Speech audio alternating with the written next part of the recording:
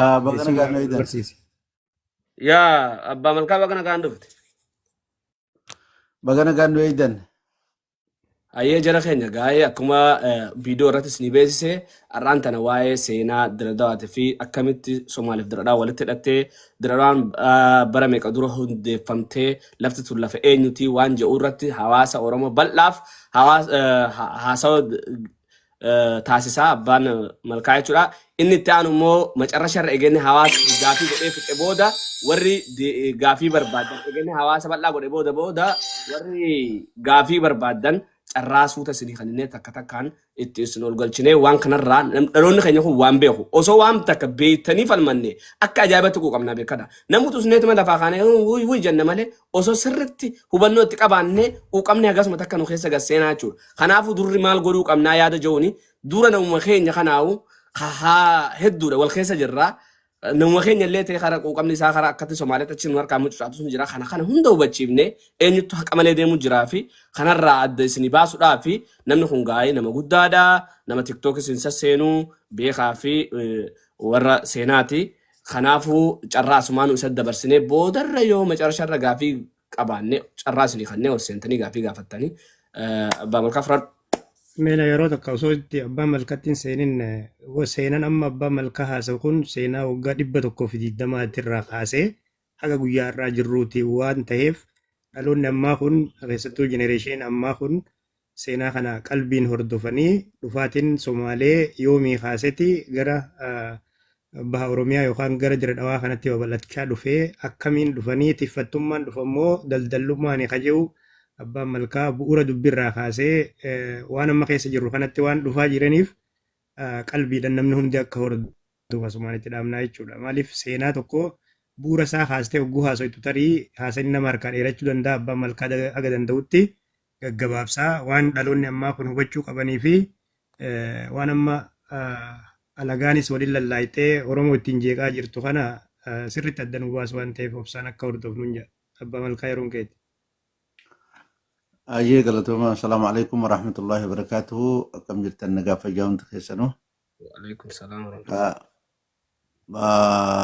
Ani waan sooshaal miidiyaa irratti yeroo hedduu sooshaal miidiyaa hoggaan jiru karaa TikTok yeroo hedduu waan hin dhufneef sagalee kiyya kana yoo waraabbattanii akka yeroo biraatillee hordofuu isinii ta'u yoo gootan wayyaa. Nuufi Somaalonni obboleeyyanii dhugaa dubbachuudhaa fi silaa waan kan amma haasawaa nurra hin turre addunyaan tun warri duraa wal fixe nikuleerii waldhaan Jaapaanii fi Ameerikaanii har'a eenyurrallee caalaa namni hojii dalagatu isaanii Jarman fi warri Awurooppaa nafte Faransaayii fi Ingiliz wal lola turanii gaafa lola addunyaa lammaffaa har'a eenyurrallee caalaa isaantu waan kaleessaa san dhiisanii dantaa har'a qaban irratti wajjin hojjechaa jiranii hiree hamaa ta'ee nuti gartee waan san walii beeynee dhugaa walii kenninee akkasitti walii deemuu dadhabaa. Tu kana nu naqe amma Diradawaan teenya maal teenya jaaladheer toopiika mata duree an jaaladhee irraa haasa'u miti isiniin jechuu barbaadeeti. Waan dirqamne itti seenne malee. Egaa eegan hagana je'ee akkamitti nuufi Somaalonni maali gaafa Afrikaa kana keessa akkamitti turre akkamitti karaa amma Diradawaa ka dubbii ta'e kana haga hagana ga'utti akkamii waliin deemne kajuu waliin ilaaluudhaaf gara duuba deebinee ilaaluun barbaachisaadha. Dura ummanni Oromoo seenaa dhugaati kuni waan inni feesbuuka kiyyarratti barreeffama adda addaa hanga danda'e gadhiisaa ture.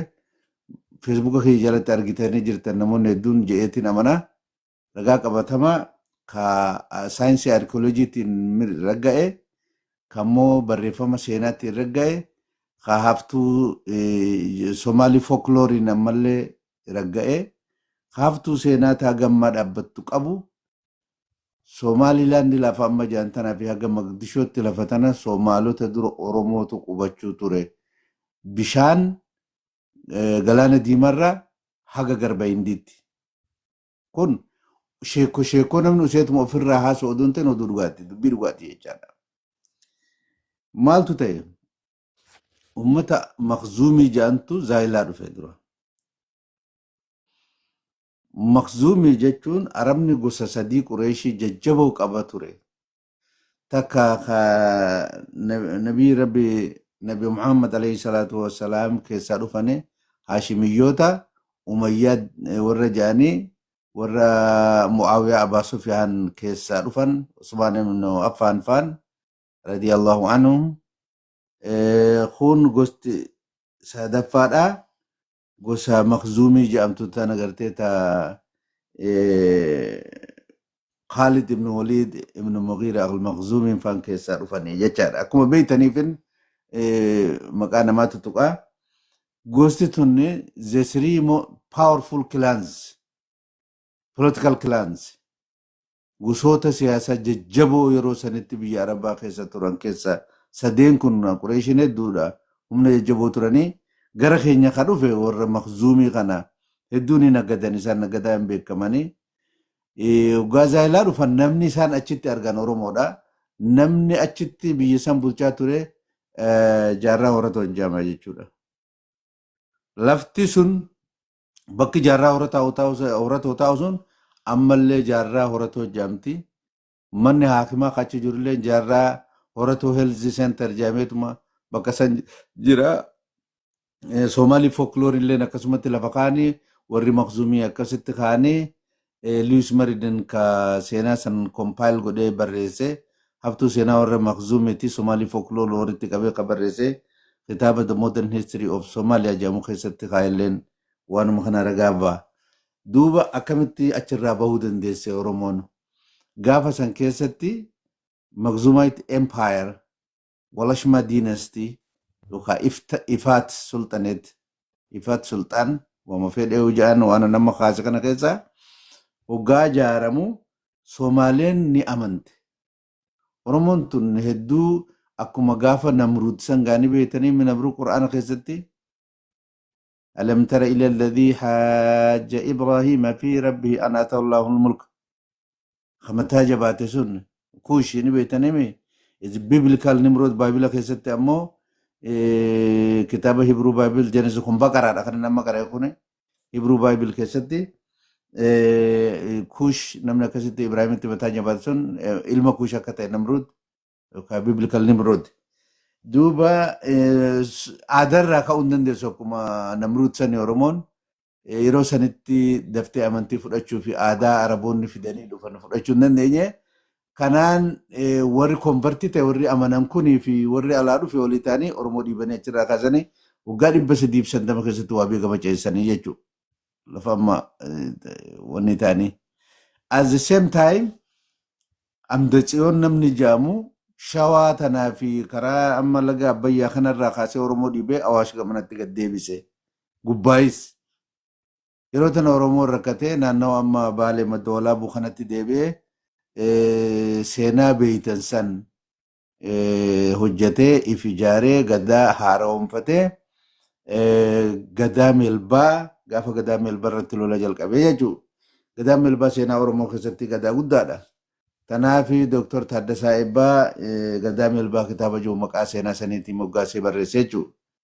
Gaafa gadaa Melbaa lolli eegalamee achirraa warra kiristaanaa ka gubbaa gad deemu sanillee yeroon dheeraadha idduun tuni amma gaa ifaatirraa ka'ee haga Adaalitti deeme gabaabsuudhaafan deema. Gaafa eenyu ilma Libna Dingil Atsee Galaudiyos gara boodaa jechuudha. Warra muslimaa kanallee cabsanii baasanii achirraa isaan darbanii Oromollee Awaashii gaditti gad deebisanii Oromoon injifatee gaafa jara Awaashii olti deebisee gubbaan ol dabarsu warri kun naannawa Hararii fi Zaayilaa kanatti gaafa jarri cabse dhiyeessanii turan warri Adaal kun egaa Imaamu Ahmad Giraany Kajaaniin sun du'e. Hai Amaarri dhiyeesse sultaana keenyatti deebi'an jedhanii ol deebi'anii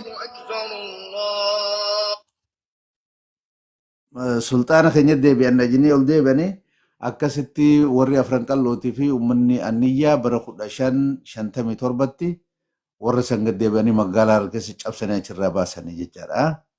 Warri kun akkuma gaafa xaaliyaan Somaaliirraa lola addunyaa lammaffaa keessa Itoophiyaa cabsee seene san Somaalee wajji dhufte gaafa san loluudhaaf gartee akka xaaliyaantu lolchise jechuudha. Waraana san baandaa jedhaniini akkasuma gaafa xaaliyaanii wajji seentetti gaafa lola addunyaa lammaffaa warra arabaa kana wajji seenan malee Somaaleen ajandaa Oromoo waraanuu qabaatteetii miti. Warruma sulxaana jaarika arabaa sanii wajjiin milishaa jaraa ta'anii dhufan gaafa sanillee.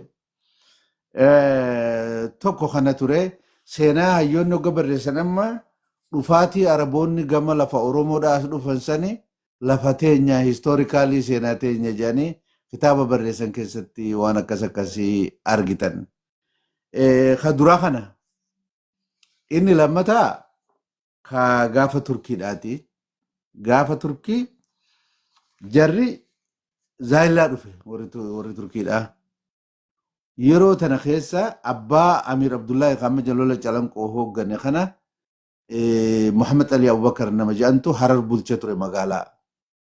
Magaalaa Harar malee Harargee wanni jedhan hin jirtu. Harar wanni jedhantunis magaalaa Hararraa gadi hin baane gammaatitti. Namni kun Oromoo alaati wajjin walitti hidhata qabaa. Akka seenaan jirutti gosa alaatitti ilmoomeeti. Inkileebii haroo marfamtuu tana keessatti adareen jiraachuu hin dandeessu. Wajjin uummata Oromoo kana wajjin hariiroo qabaanna kaju'uuni alaa wajjin timataa qabatee Oromootti firoomee waliin jiraatee jedhama. Warri innumtinuu dhalootuma alaati jiru ni jira. Ka seenaa gubbatti an argamu kan amma haasa'u kana. Alaa kullee haal namichi kun gosa alaati wajjin walitti hidhatee Oromoo wajji firummaa uumee ilma gosaa ta'ee akka ilma Oromoo tokkotti biyya bulchuu ture jechaadha. Warran ta'iniifitu jira illiitii political illiitii Hararii keessa yeroo san. Hogga jarri Zaayilaa dhufu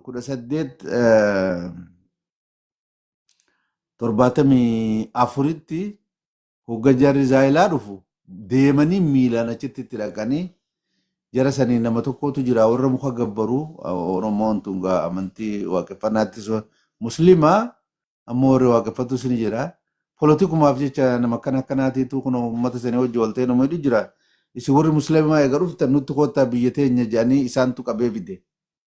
Warra Hararii kanaaf fide jechaadha. Hoggaa Harar dhufan namicha san dura qabanii musliima ta'uu isaatiin wajjiin waanuma alaa wajjiin walitti hariiroo qabaatee akkasii biyya bulchaa tureef saba Oromoo wajjiin hidhata qabu sanii jecha guyyaa adii magaalaa Harar keessatti ajjeesan. Manguddoo afran qalloo nama 62 guyyaa tokkotti fixan san seenaa namoo ni hubattanii uummata musliima ta'uu wajjin uummata kan akkasitti lafarraa fixan. Hogga Zaayilarraa dhufan gaa dubbiin takka guddoon as jirti wanni isin amma qabachuu qabdanii Zaayilarraa hoggaa dhufanii duuba noolee wajjin wal qaban jechuu lola. Akkanumatti dabraa jettee karaa hin kennineef lafa amma jaldeessa jedhan tanarratti lolli guddaan ni ta'e iftoo haala fajaan eeguu dirree goflee lafoottan biraatirratti noolee wajjinan.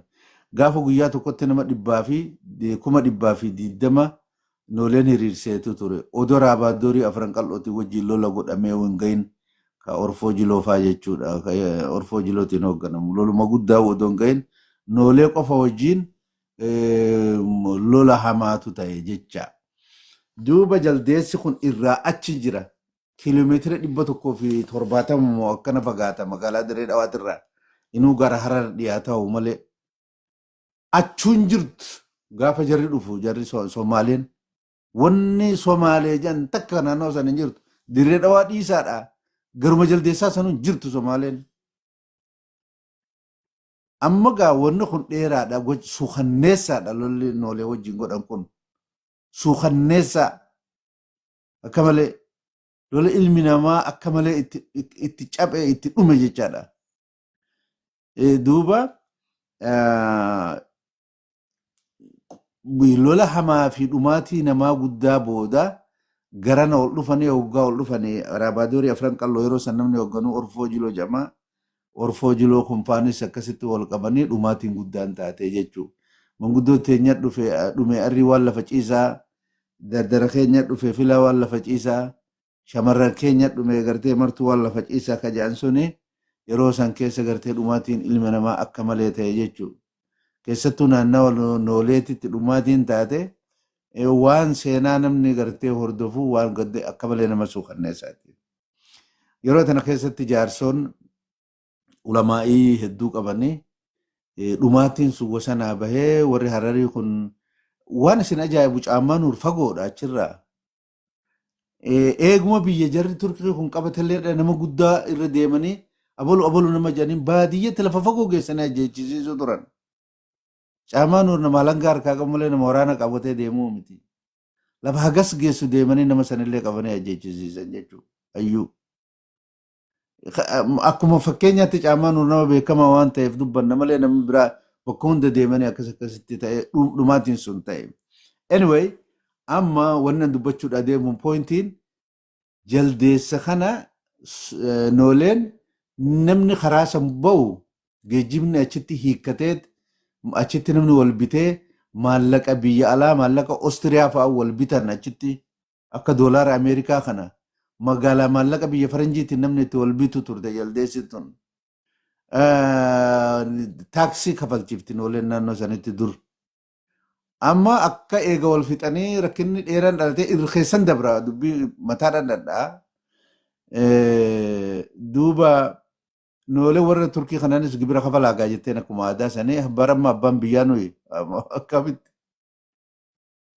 Taaksii akkamitti noo kafalaa nu jettan bara biyya nuu qabamma. No. Kafalaa gibira. Lakki wanni kasiin jirtu. Amma karabaana karaa yaa'u kana geejjiba gaala 300-400 yeroo takkatti jaalarraa fe'amee deema. Makiinaan hin jirtu, baaburri hin jiru. Kana geejjiba gurguddaa kana taaksii guddaa irraa fudhatanii nooleen tun nu dhiisuu hin barbaaddu karaa kana noolee kanarraa kaafneeti ummata Iisaa kana itti finna jedhanii bara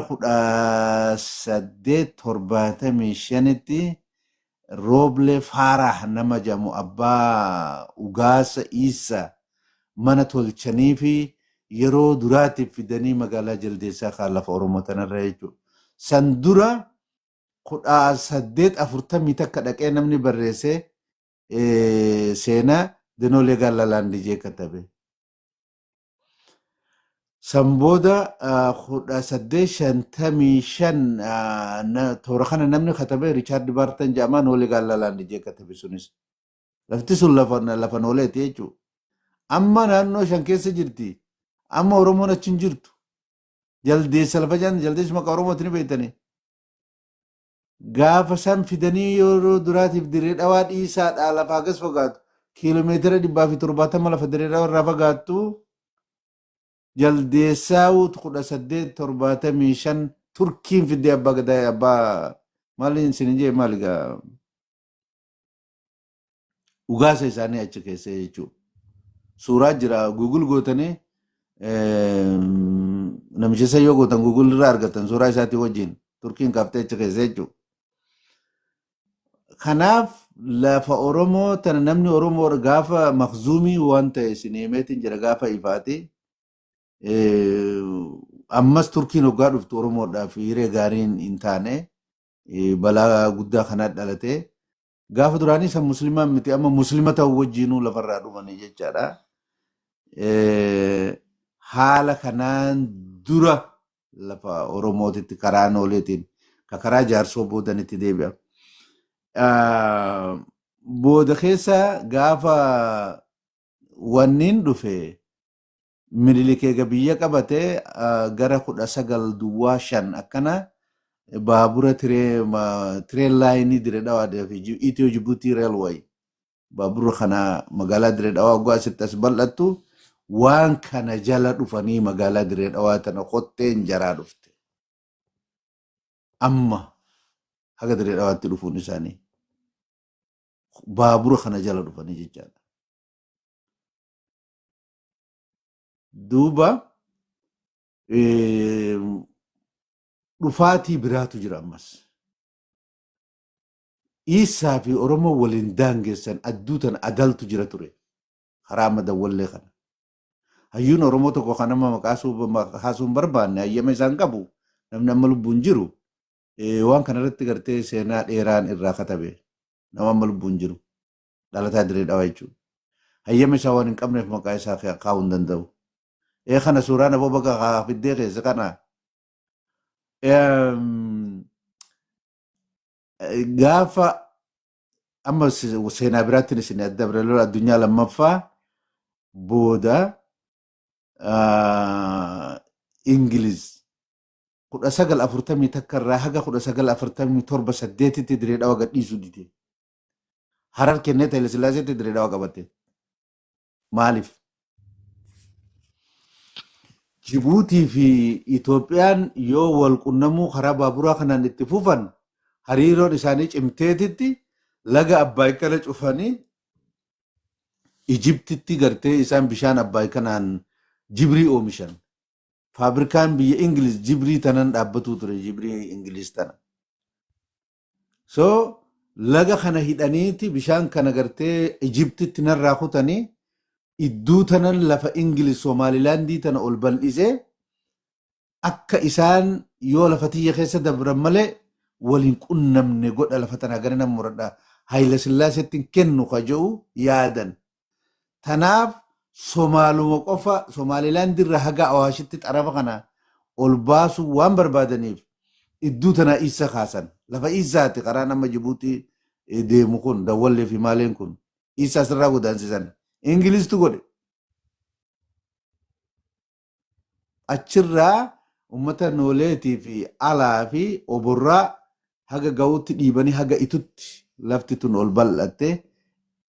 Ingilizii Faransaayii fi Itoophiyaa adda muruudhaaf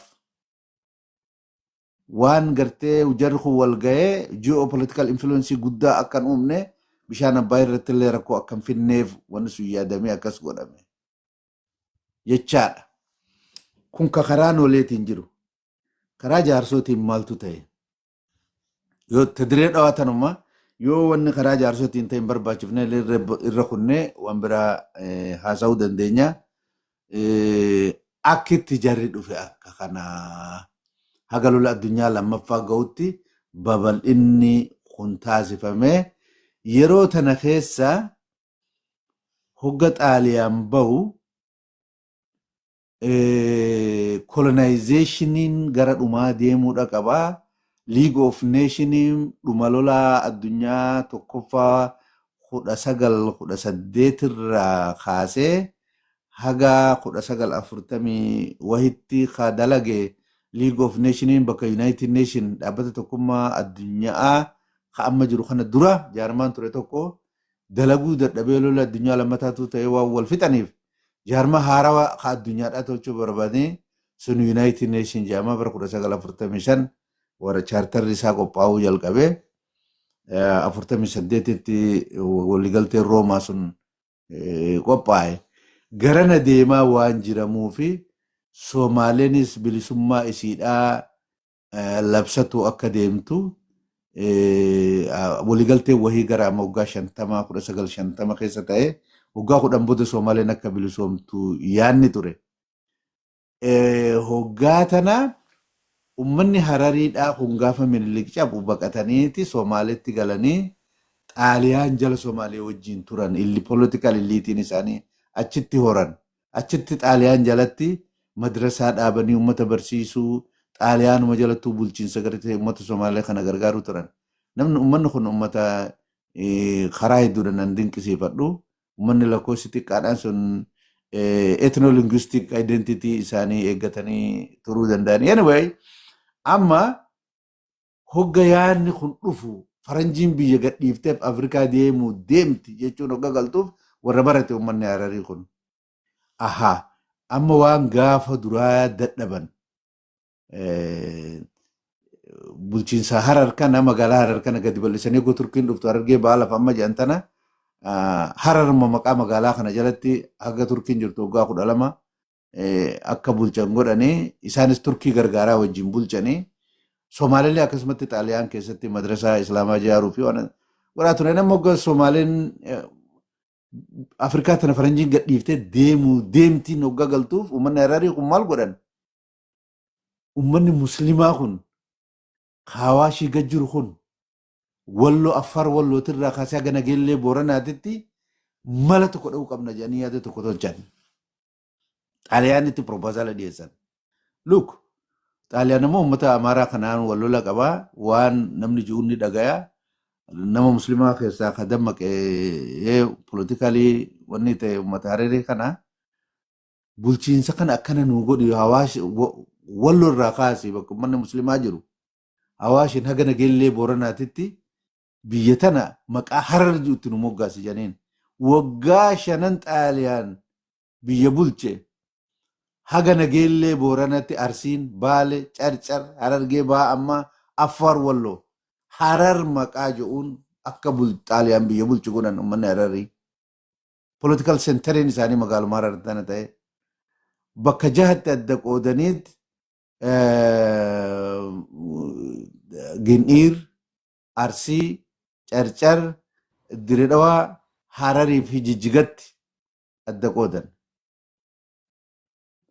Bakka kana jala Harar jala wanni nama isinii kun bulchiisa akka Awuraajjaadhaa 6. Maqaa amma isinii yaame kana Gin'iir, Arsii, Carcar, Diredawaa, Hararii fi Jijjiga. Itti adda baasanii Harar maqaa jedhamu waan kana waggaa 5 bulchan jechuudha. Affaar wallootirraa kaasee haga Nageellee Booranaatti hundinuu Harar bulchiinsi. As keessa dhiibbaa guddaa godhanii hoggaa Xaaliyaan gadhiisee bahu akka biyyi duraan Harari jedhaniin Affaar wallootirraa kan 5 Somaaliitti hawaashii gallaftii teenyaa Somaaliidhaatu akkatti dhufee isinii hima. Amma the bigger picture. Ammallee qabanni sun nu dhiisaan jira jechuudha. Diredawaa xixiqqoo tanaa miti dubbiin guddaa isinii jechuu barbaadeeti. Wasanuma daangaa xixiqqoo kana gaafachuu odoo hin ta'in himmaan guddaadha hamileen. Akkatti dhalate dubbii tana isinii himutti jira namoonni hawaashii gadiin keenyaan kun. Gaafuma Xaaliyaan jala jiran sanuu lafa gartee amma maqaa kanatti moggaasanii akkasitti magaalaa Harar jalatti haga Nageellee Booranaatti akka bultu Sidaamoo Gaalaalaandi jedhaniiti sanii ol maqaa lafa Oromoo tana maqaa biraa itti moggaasanii waan sanii gad jira akkatti godhanii bishaan ilaalamee qo'aa jiru. Ibsaa carraadhaaf kan itti gaafii takka gaafadhu abbaa jaal Galatoomii ulfaadhu dirree Haafi xobboleessan. yaanni waltajjiidhaa egaa inni fixatee sagantaa okay. Amar itti galchee fixe booda sagantaan gaafiidhaa dhiyaatti. Ishii Gara dhumaatiin jira. Okay. Sorry. Hoggatana amma magaalaa Harar keessatti Xaaliyaantu jira. Xaaliyaan bahee amma Ingilizii jira. Magaalaa Harar keessatti konferensiin tokko dhaabbate jechuudha. Somaaleen tun jaarmaan qabdu kasiyaasaadhaati. Somaalii Youth Club waan jedhan takkaa ture. Waan san gara Somaalii Youth Clubii tana gara Somaalii Youth League akka paartii siyaasaa ta duraa ta filmaata gootee Somaalee keessatti pirezidantii duraa baaftisan Somaalii Youth League jedhamti. Isiisan magaalaa Hararitti dhaaban jechuudha. Magaalaa Harar tanatti dhaaban uummata Hadareeti wajji. Uummanni duraan baqatee Xaaliyaan keessa Somaaliyaa wajji turu sun hogga Xaaliyaan dhufu hogga Ingiliz seenu wajji seenanii Xaaliyaanis wajjuma seenanii ni jiran keessa jiranii hogga Ingiliz dhufus wajji ta'aniituma magaalaa Harar keessatti godhan. Inuu akki jedhan dachiin duraan gaafa Xaaliyaan seenu Affaar wallootirraa haga Nageellee Booranaa Harar jalatti bulchan suni gadi muramtee Rippaabilika Muslimaa tokko akka Somaalee wajji walitti bulan uummanni Muslimaa kun uummanni Hararii kun yaada dhiyeessee political centeriin bulchiinsa sanii magaalaa Harar akka taatu. Somaalee fi uummata Affaar irraa kaasee haga Nageellee Booranaa jiru kana bulchiinsi magaalaa isaanii magaalaa Harar akka ta'u irratti walii galanii waraqaa san Ingilizitti dhiyeessanii Ingiliz sadarkaa paarlaamaatitti irratti mari'atee fudhatama argatee booda Haile Sillaaseen yoo lafti hagana geessutun Somaaliyaa kacitu taate wanni Kiristan Iraa is over biyya tana keessatti wanni akkanaa nutti hin dhiisinaa jeeni Ameerikaa loobii godhe eega Ingiliz fudhachiisan booda wallo Affaarirraa kaasee hagana geellee Booranatti Awaashii galafa jirtan inuu agaadaamatti deemaa uumu maappiidha yoo kalaaltan taate lafti sun. Akkasitti akka muramtu eega Ingiliz gargaaruudhaaf baallama seentee booda Ameerikaan waan sana Haile Sillaaseen itti seenee akkasitti sabakaa silaarra nuti illee afaan Somaalee dubbanna jechaadha. Odoo gaafa wanni sun murtaa'u ta'e. So akkatti fedhiin uummata Harariitii fi Somaaleen saniin dura waan Hawaashii gajjuu kana hin beektu. Waliigaltee magaalaa Hararitti taa'an san booda wanni sun dimaandiin takkaa'u Somaalee wanni barbaadu Ogaadeen Itoophiyaa keessa jiru kanaa fi Somaalee Biriitish Somaliland taargeessaa tana ta Faransaay ta Mogadishoo ta duraan Xaaliyaan jala turtee fi NFD Northern Frontier District of Northern Kenya warra kana walitti barbaadan isaa shanta Somaalee jechuun isaan akkasii malee Awaashii gadi hin turre.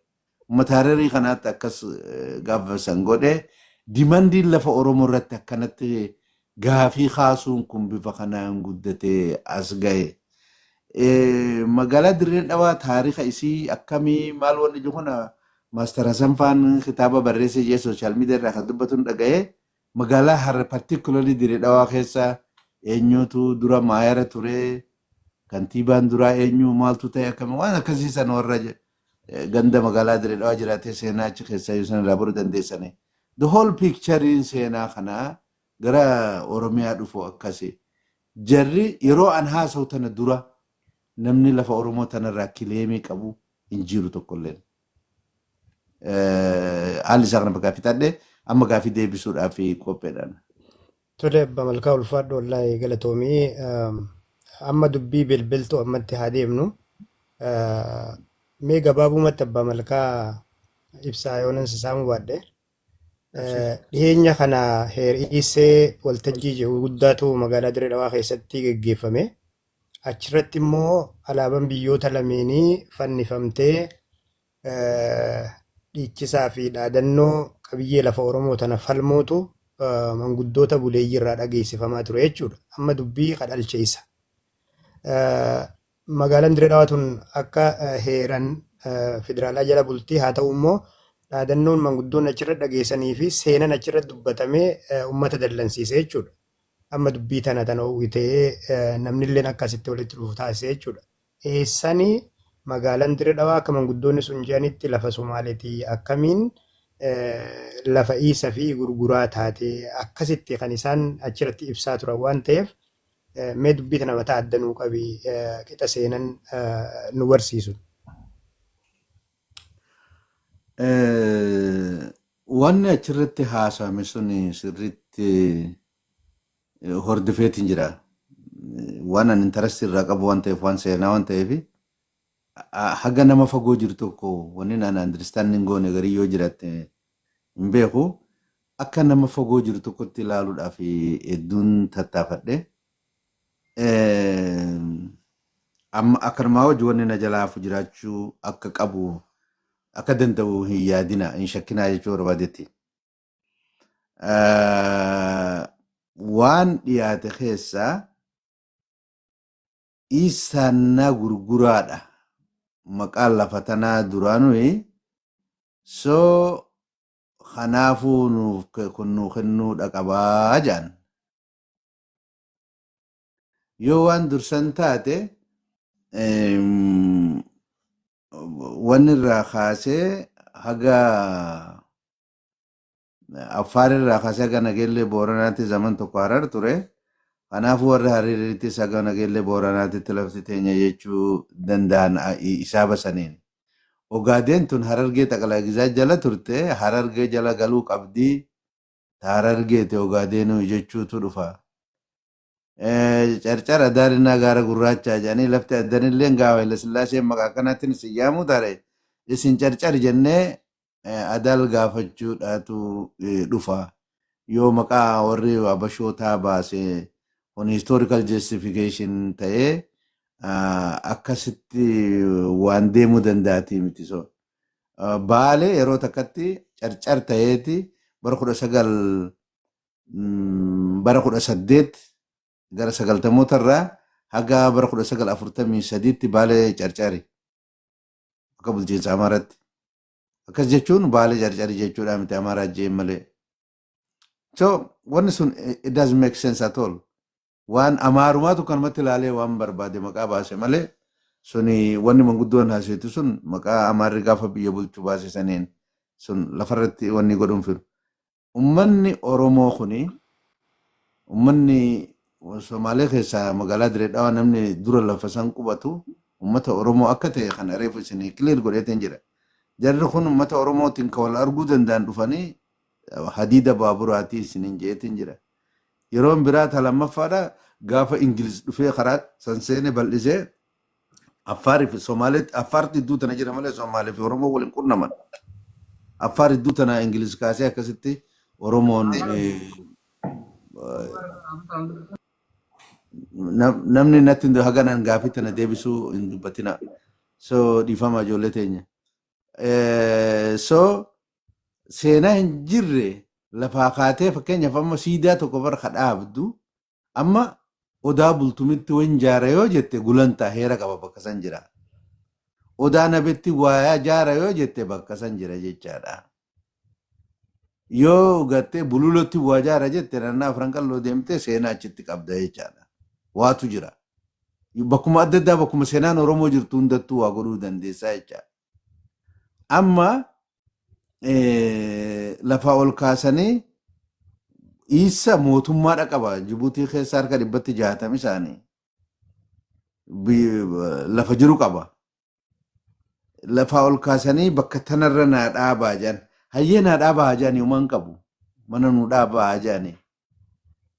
Lafti tunuu teenya jechuudhaa fi mallattoo takka anis bakkan caayaa takka magaalaa tana jiraan lakkoofsi keenya xiqqaatee guddate gaaddisa tokko nutis maqaa Somaaleetiin beekamtillee arganne bakka waajjira tokko nuu kennaa jechuufi dachiin tunuu teenya seenaadha itti qabna magaalaa Somaaleeti jechuun dubbii biraati.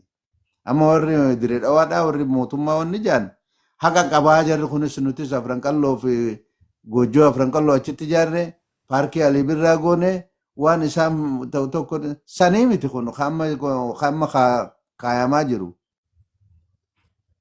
Waan mallattoo abbaa biyyummaa itti raggaasifatan achi fidan. San gaafataa jiran. Wanni bulchiinsi Direedhaa amma haasa'u fi wanni Oromoon gaafatu tokko miti. Jarri dhagaa kana as nuu dhaabaa kanuu mallatteessu mallattoo eenyummaa keenyaa mallattoo abbaa biyyummaa keenyaa kan ittiin raggaasifannu tana guyyaan nuti eenyummaa keenya ittiin kan raggaasifannu jaan dhaabbatanii isaan bira dhaabbatanii jaan. Itti aanaa ministeera muummee Itoophiyaati Adam Farah. Ministeera senior government minister Ahmed Shideen. Mustafee influential nama ta'e nama gartee kililii bulchu Itoophiyaa keessa nama guddaadha.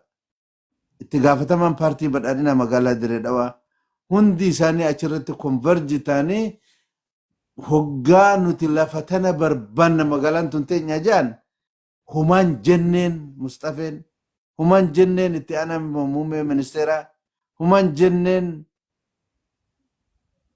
sunu kaabinet ministeeriin Itoophiyaa guddaan Ahmed Shidee akkas jechuun tacitly approve godhan jechuu yaada san itti walii galan jechaadha. Warri keenyas kaa achi jiran bakka san jiranii wanni kun humaa takka hin dubbanne. Deebisaa kennee lakki akkanaa miti magaalaan tun akkuma amma jarri keenya magaalaa sablammootaati tun saba tokko akkuma amma jarri keenya jechuu kanallee jechuun barbaanne jarri. Yoo gaafatama taate itti gaafatama paartii badhaadhinaatii fi ministeera itti aanaa ministeera muummee Itoophiyaati namni bakka san jiru. Magaalaan tun magaalaa sablammootaati amma jarri keenya jechuu kun dhaabbatee nuun jechuu kana sanillee hin jenne jarri. Wanni deemaa jiru jara keenya waan biraati. Gadi buufnee nuti waan kantiibaa tokkotti faa gadi buusee namni keenya ijoolleen teenya achirratti wal caqaa jirti. Miti gurbaan nagaa rabbi isa bulchiisaa bulchu achi taa'ee sanee miti gaafiin teenya gaafii biyyaati malee gaafii nama tokkootii miti. Gurbaan sun achirratti taa'ee dhiisee gaafii Oromooti waltiidhaa miti jireenya isaa kantiibaa ta'uu fi dhiisuun isaa gaafii Oromooti waltiidhaa miti. Kanaafuu kun akkas qabaa jechuudha barbaadeeti. Clearly kun encouragementiidha. Kun mirga abbaa biyyummaa Oromoo dhiibuudha. Wanti hafeen jiru nama Oromooti namni akkana nu godhe kaleessa sasanalliitti namni mallatteessee Harariin ture. Hin beeytan gariin keessa yoo achi jiraatan malee ona hundannee jedhanii uummata magaalaa Harariin marsee jiru guddaa fuudhanii magaalaa Harar fuudhanii kennaniif. Mana Hararii kun jogolo jedhanii naannoo tokko jiranii magaalaa guddoo fuudhanii kennaniif haa ta'u gabbaasanii baadiyyaa guddoo aanaa hundannee ona hundannee uummata jala aanaa tokko karaa kombolcha deemu kanan dirree xayyaaraa jedhanii aanaa biraa lama fuudhanii jala galchan. Ijoolleen teenya beeresabochi jedhanii yookaan hawaasaa fi biyya adda addaa Arbaa Minci nama geessan amma mattaawaqaa Hararii qabattee ijoolleen takka teenyaa tun gugurraan akka ilmaan keenyaa tun. Alaabaa naannoo Hararii ol qabdee ijoollee Oromiyaa bakka buutee wajjin deemtee akkasitti alaabaa Hararii qabattee deemti ijoolleen teenya. Mattaawaqaa Hararii qabatanii deeman. Balaa takka malee lafaa wanni kun irra ga'e haga amma ija teenya duritti wanni kun ta'aa jira. Warri amma akkana godhatu kun dhaqee aboo Hararii mirgi haa kabajamuu fi uummanni keenya wanni xalayaa namaa baachiftaniif wanni uummanni kun waggaa 100 waggaa 50 60 booda uummanni kun Oromoo miti. Ni jijjiirama. Dimogiraafikiin isaanii ni jijjiirama. Afaan ni dhaban. Aadaa ni dhaban. Ni adarooman. Uummanni amma dubbatu kun deemanii wajjira mootummaa naannoo Oromiyaa dhaqanii federaala dhaqanii wanni kun haqaa miti kajaan takkaa hin dhageenye nama biyya bulchan kun warri uummata hawaasa bakka buuna jedhanis takkaa hin agarre. Wanni bahaa Oromiyaa tanatti deemaa jiru keessa Harargee bahaa lafa amma jedhaniin tanatti wanni as keessatti deemaa jiran achi hin jiraadhaan. Magaalaa Harar keessa hin jiraadhaan. Shankoor hin jiraadhaan. Qabalee 12 hin jiraadhaan. Achi hin jira qoonni kun ta'u. Wanni uummata keenya irratti deemu laal burganama mi'eessoo irraa isinaaf wanni kun. Burganama horra irraa isinaaf wanni kun. Harargee bahaa fi lixa wanni jedhan jirtu. Baale maddi walaabuu seenaadha. Maddi walaabuu gadaadha. Maddi walaabuu eenyummaadha.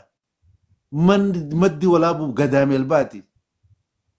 Eenyummaa Oromoo bakkatti Oromoon bakka hundarraa ari'amee baharraa akka reefu isin himatti kaasanii gubbaadhaa kiristaanni baasee lafa haga tokko irratti deebisan san Oromoon achitti galee ifi ijaaree seenaa isaa tolfatee ka'ee deemee gadaan meelbaa lola jalqabee Oromoon eenyummaa amma qabnu kan akka nutti uwwisan kabajaa nutti godhan dhiirti gadaa isitti gadaa meelbaa jedhama gadaan sun hin dagatinaa.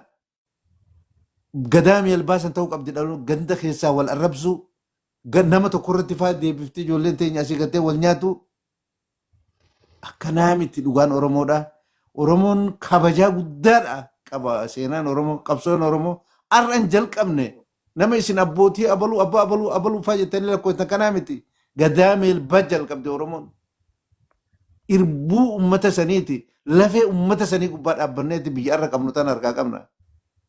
Farda Abbaa Malkaa. Kanaaf nan dheeressee dhiifama. Dhiifama. Amma kana walii wal qabatee waan ijoo jabaa tokkootu achirratti ka'e inninis alaabaa uummata gurguraa bakka buutu jedhamtuutu mul'ate inni biraa immoo gurguraan Somaaleedha yaadni ji'us dhalatee jira yeroo ammatti. Wanni kun ammatti maaliif barbaachise? Seenaan kun akkamitti dhaloota ammaa kanatti himama? Maaltu dhugaadha?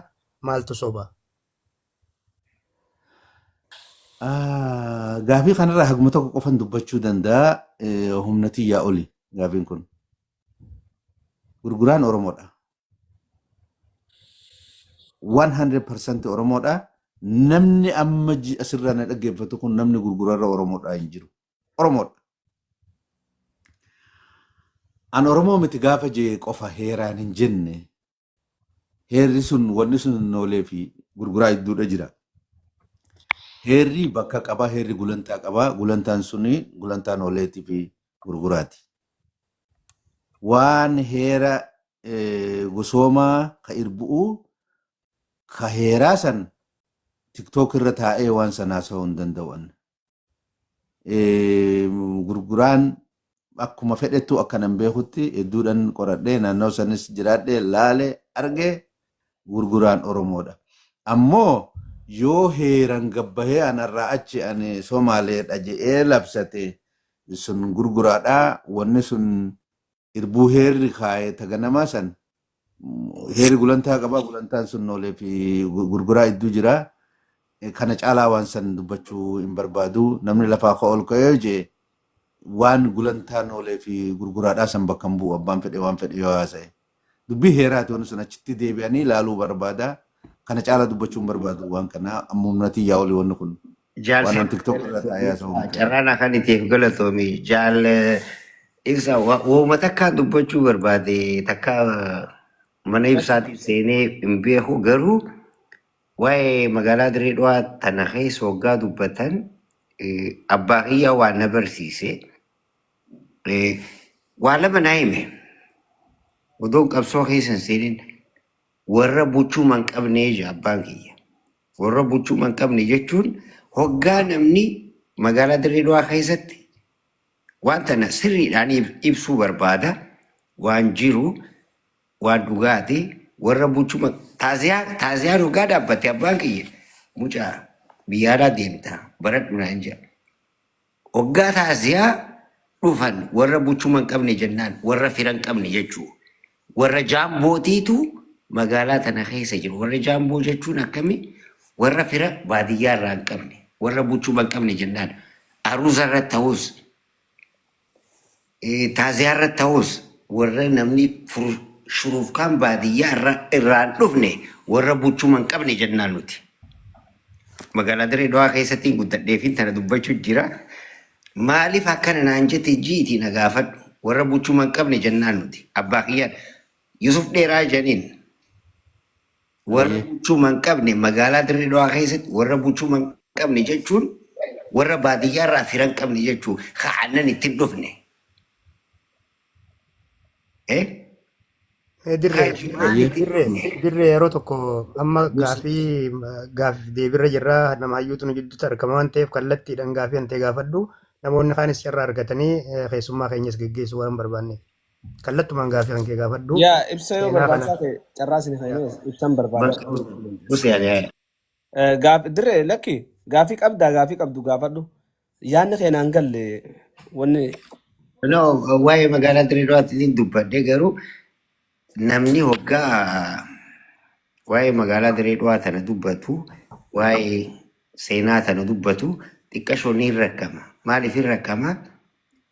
Ilmi namaa kun qabsoo keessatti dabru seenaa duutee takka dubbachuu mannaa seenaa jiru takka ibsuu gaariidha.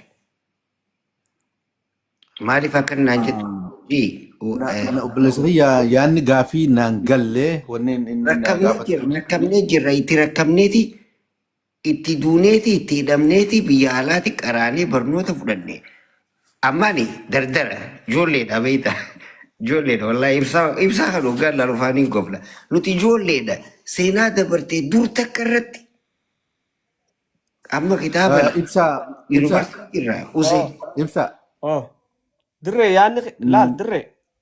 Gaafiin qabu namni kun namni gaafii qabu yoo jiraate. Okay namni biraa gaafii qabdan yoo jiraatan namni gaafii qabdan namni gaafii qabaatan. Jaarsoo Haashim gaafii qabdaa? Silaat jiraatanis isin raambusa jaarsoon isin qabu dirreenis gaafii isaa fixate. Gaafii takkaan qaba. Okay.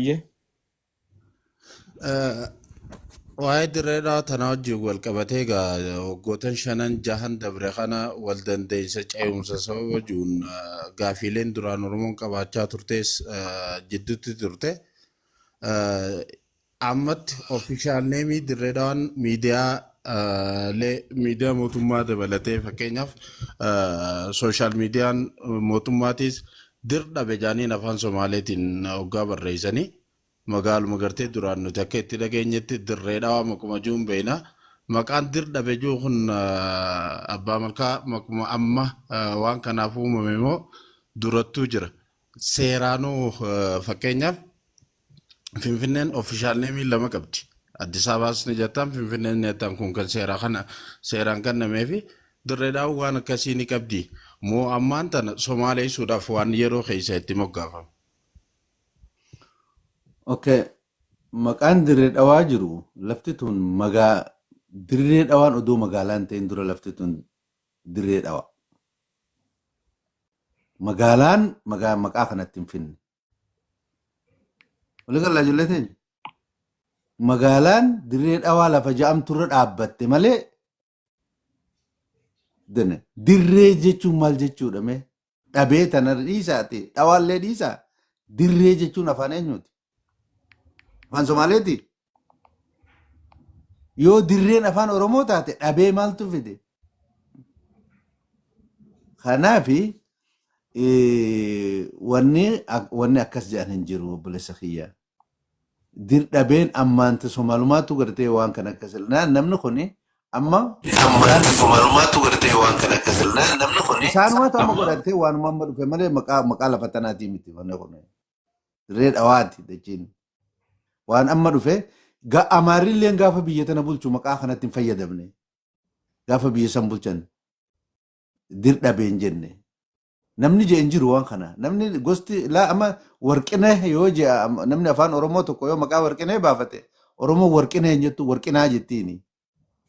Somaaleenis akkuma loqote isaaniitti warqinaa jettiin.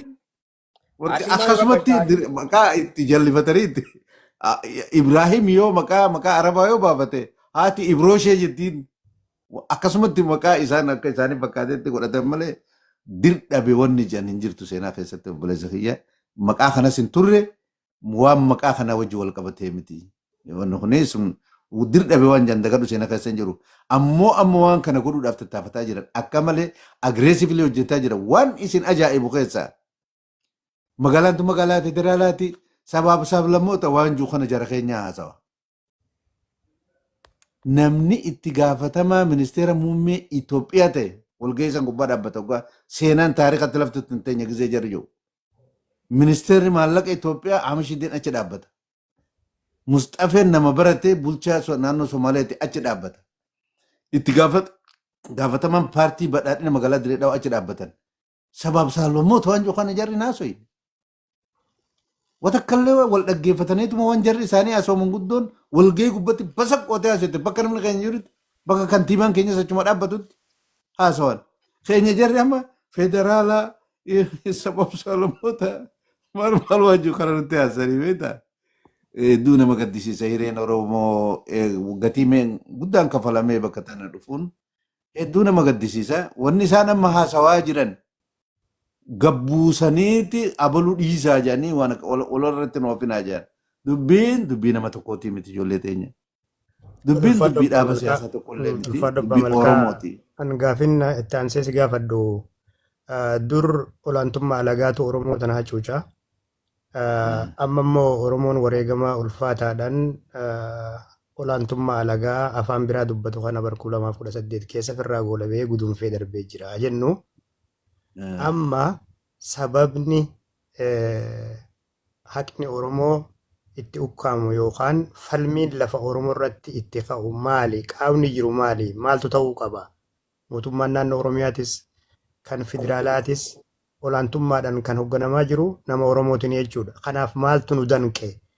Lolli keessa keenyaa kun alagaaf balbala saaqaa jira. Maali rakkoon keenya kun? Moo ammas waan harka galfanne kana facaasnet gaabbii odeessuuf jiraanna? Ayyaaddoo kanaan natti mul'ata. Maali rakkoon keenya? Maaltu nu dirqe? Kaleessa alagaatu akka ifii fedhettis magaalas jala galchee dantaa galii irraa argatuu fi akkasuma immoo qoqqoodee uummata kana bituudhaaf tarsimoo diriirfateen jeeqamaa turre jechuudha. Amma hacuuccaa san jala hin jirru jechuu dandeenya. Maali yeroo hunda keenya kun maaliif daqiiqaa 59 irratti istaag ta'a jechuudha. Wanni keenya kun maali? Rakkoon keenya maali? Awwaan tana hedduu pilotisaayiz gochuun fedhu haasawaa keenya karraa kana mootummaa keessa warri jiruu fi warri mootummaa keessa hin jirres mootummas ta'e warri mormitoota gaafiin akkana hoggaa dhufe waan kana pilotikaa gochuun gaarii miti.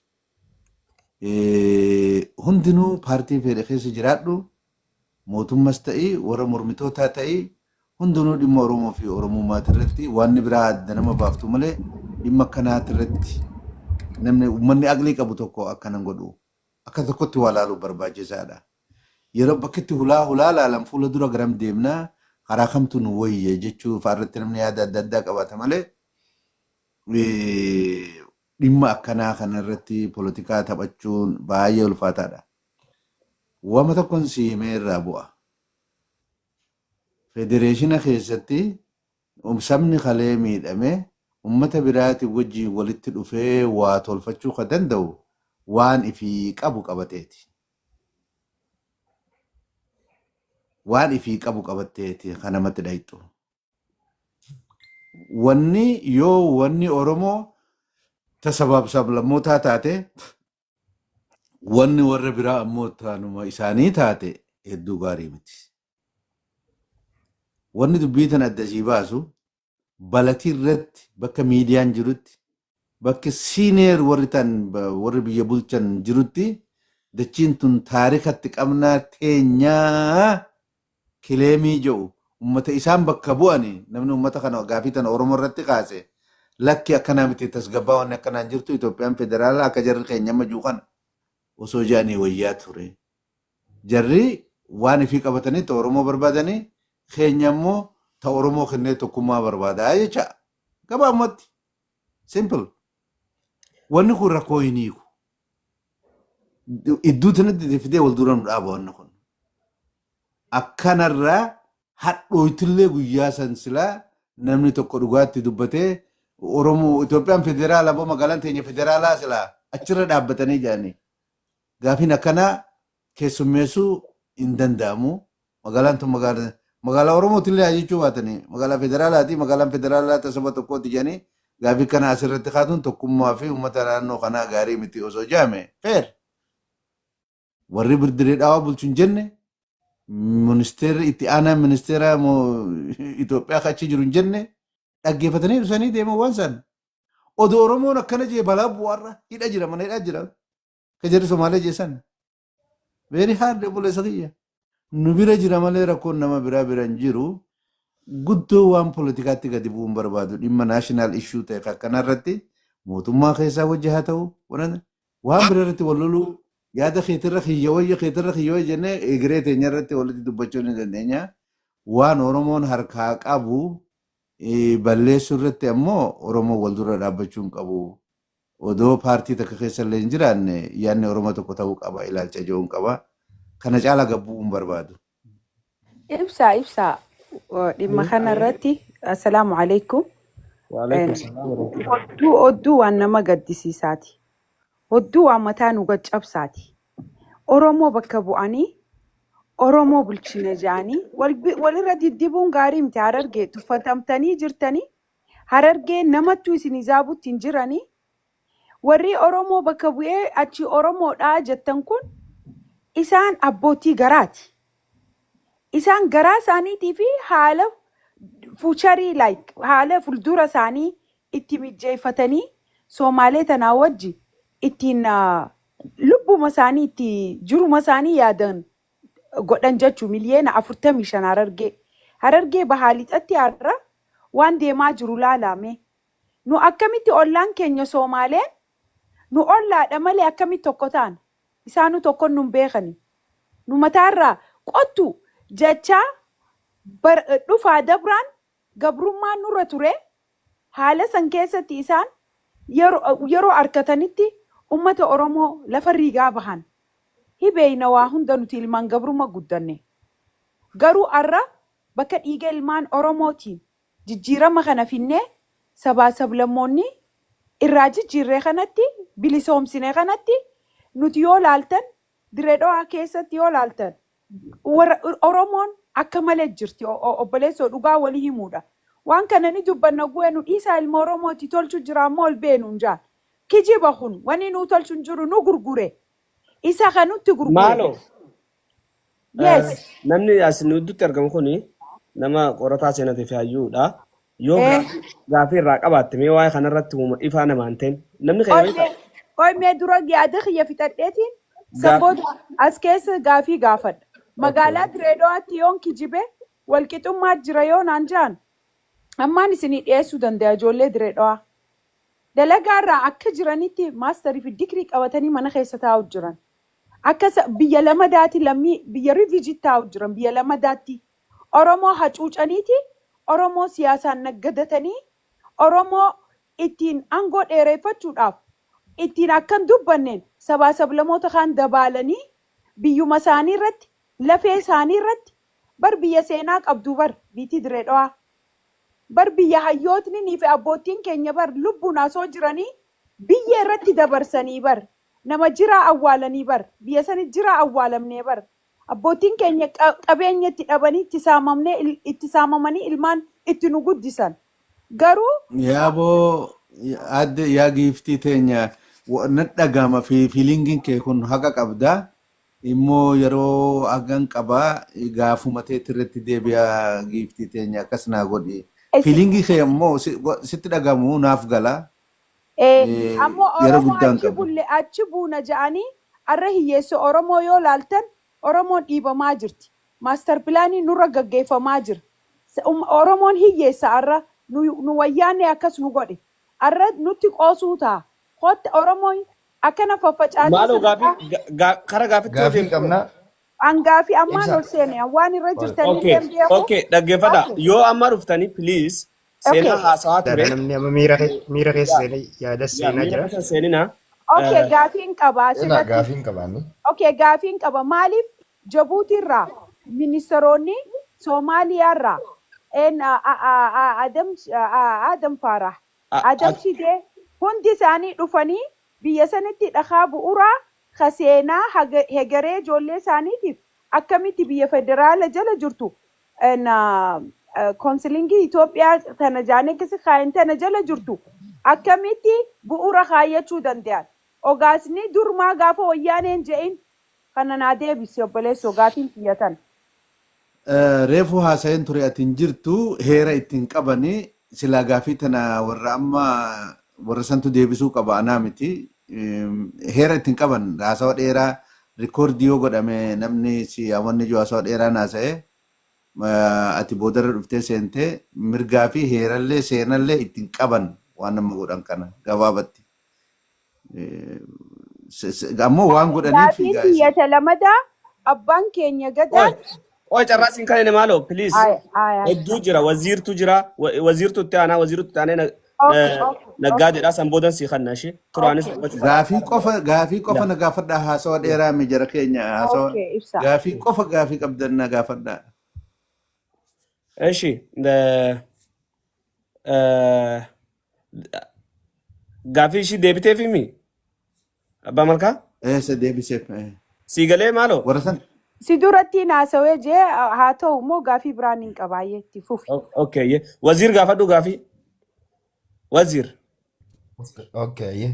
Galatooma. Seenaa wanni haala gartee Oromoo fi wanni Somaaleen itti waliin jiraattu kana keessatti ati nama achi turee jetteeti hogganni ittiin dhagee baay'inaan akkamii uummata keenya kana immoo population jechuudha. Population magaalaa Direedawaadha.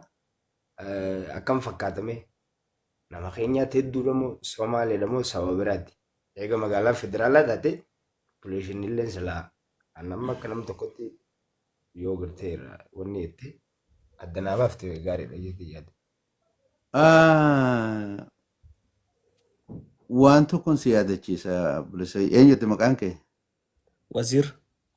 waziir gaafii gaarii gaafatte booda tana eegan Direedhawaa deemuu dhiise amma bubbulee ture jechuu kiyya waan amma jiru hin beeku.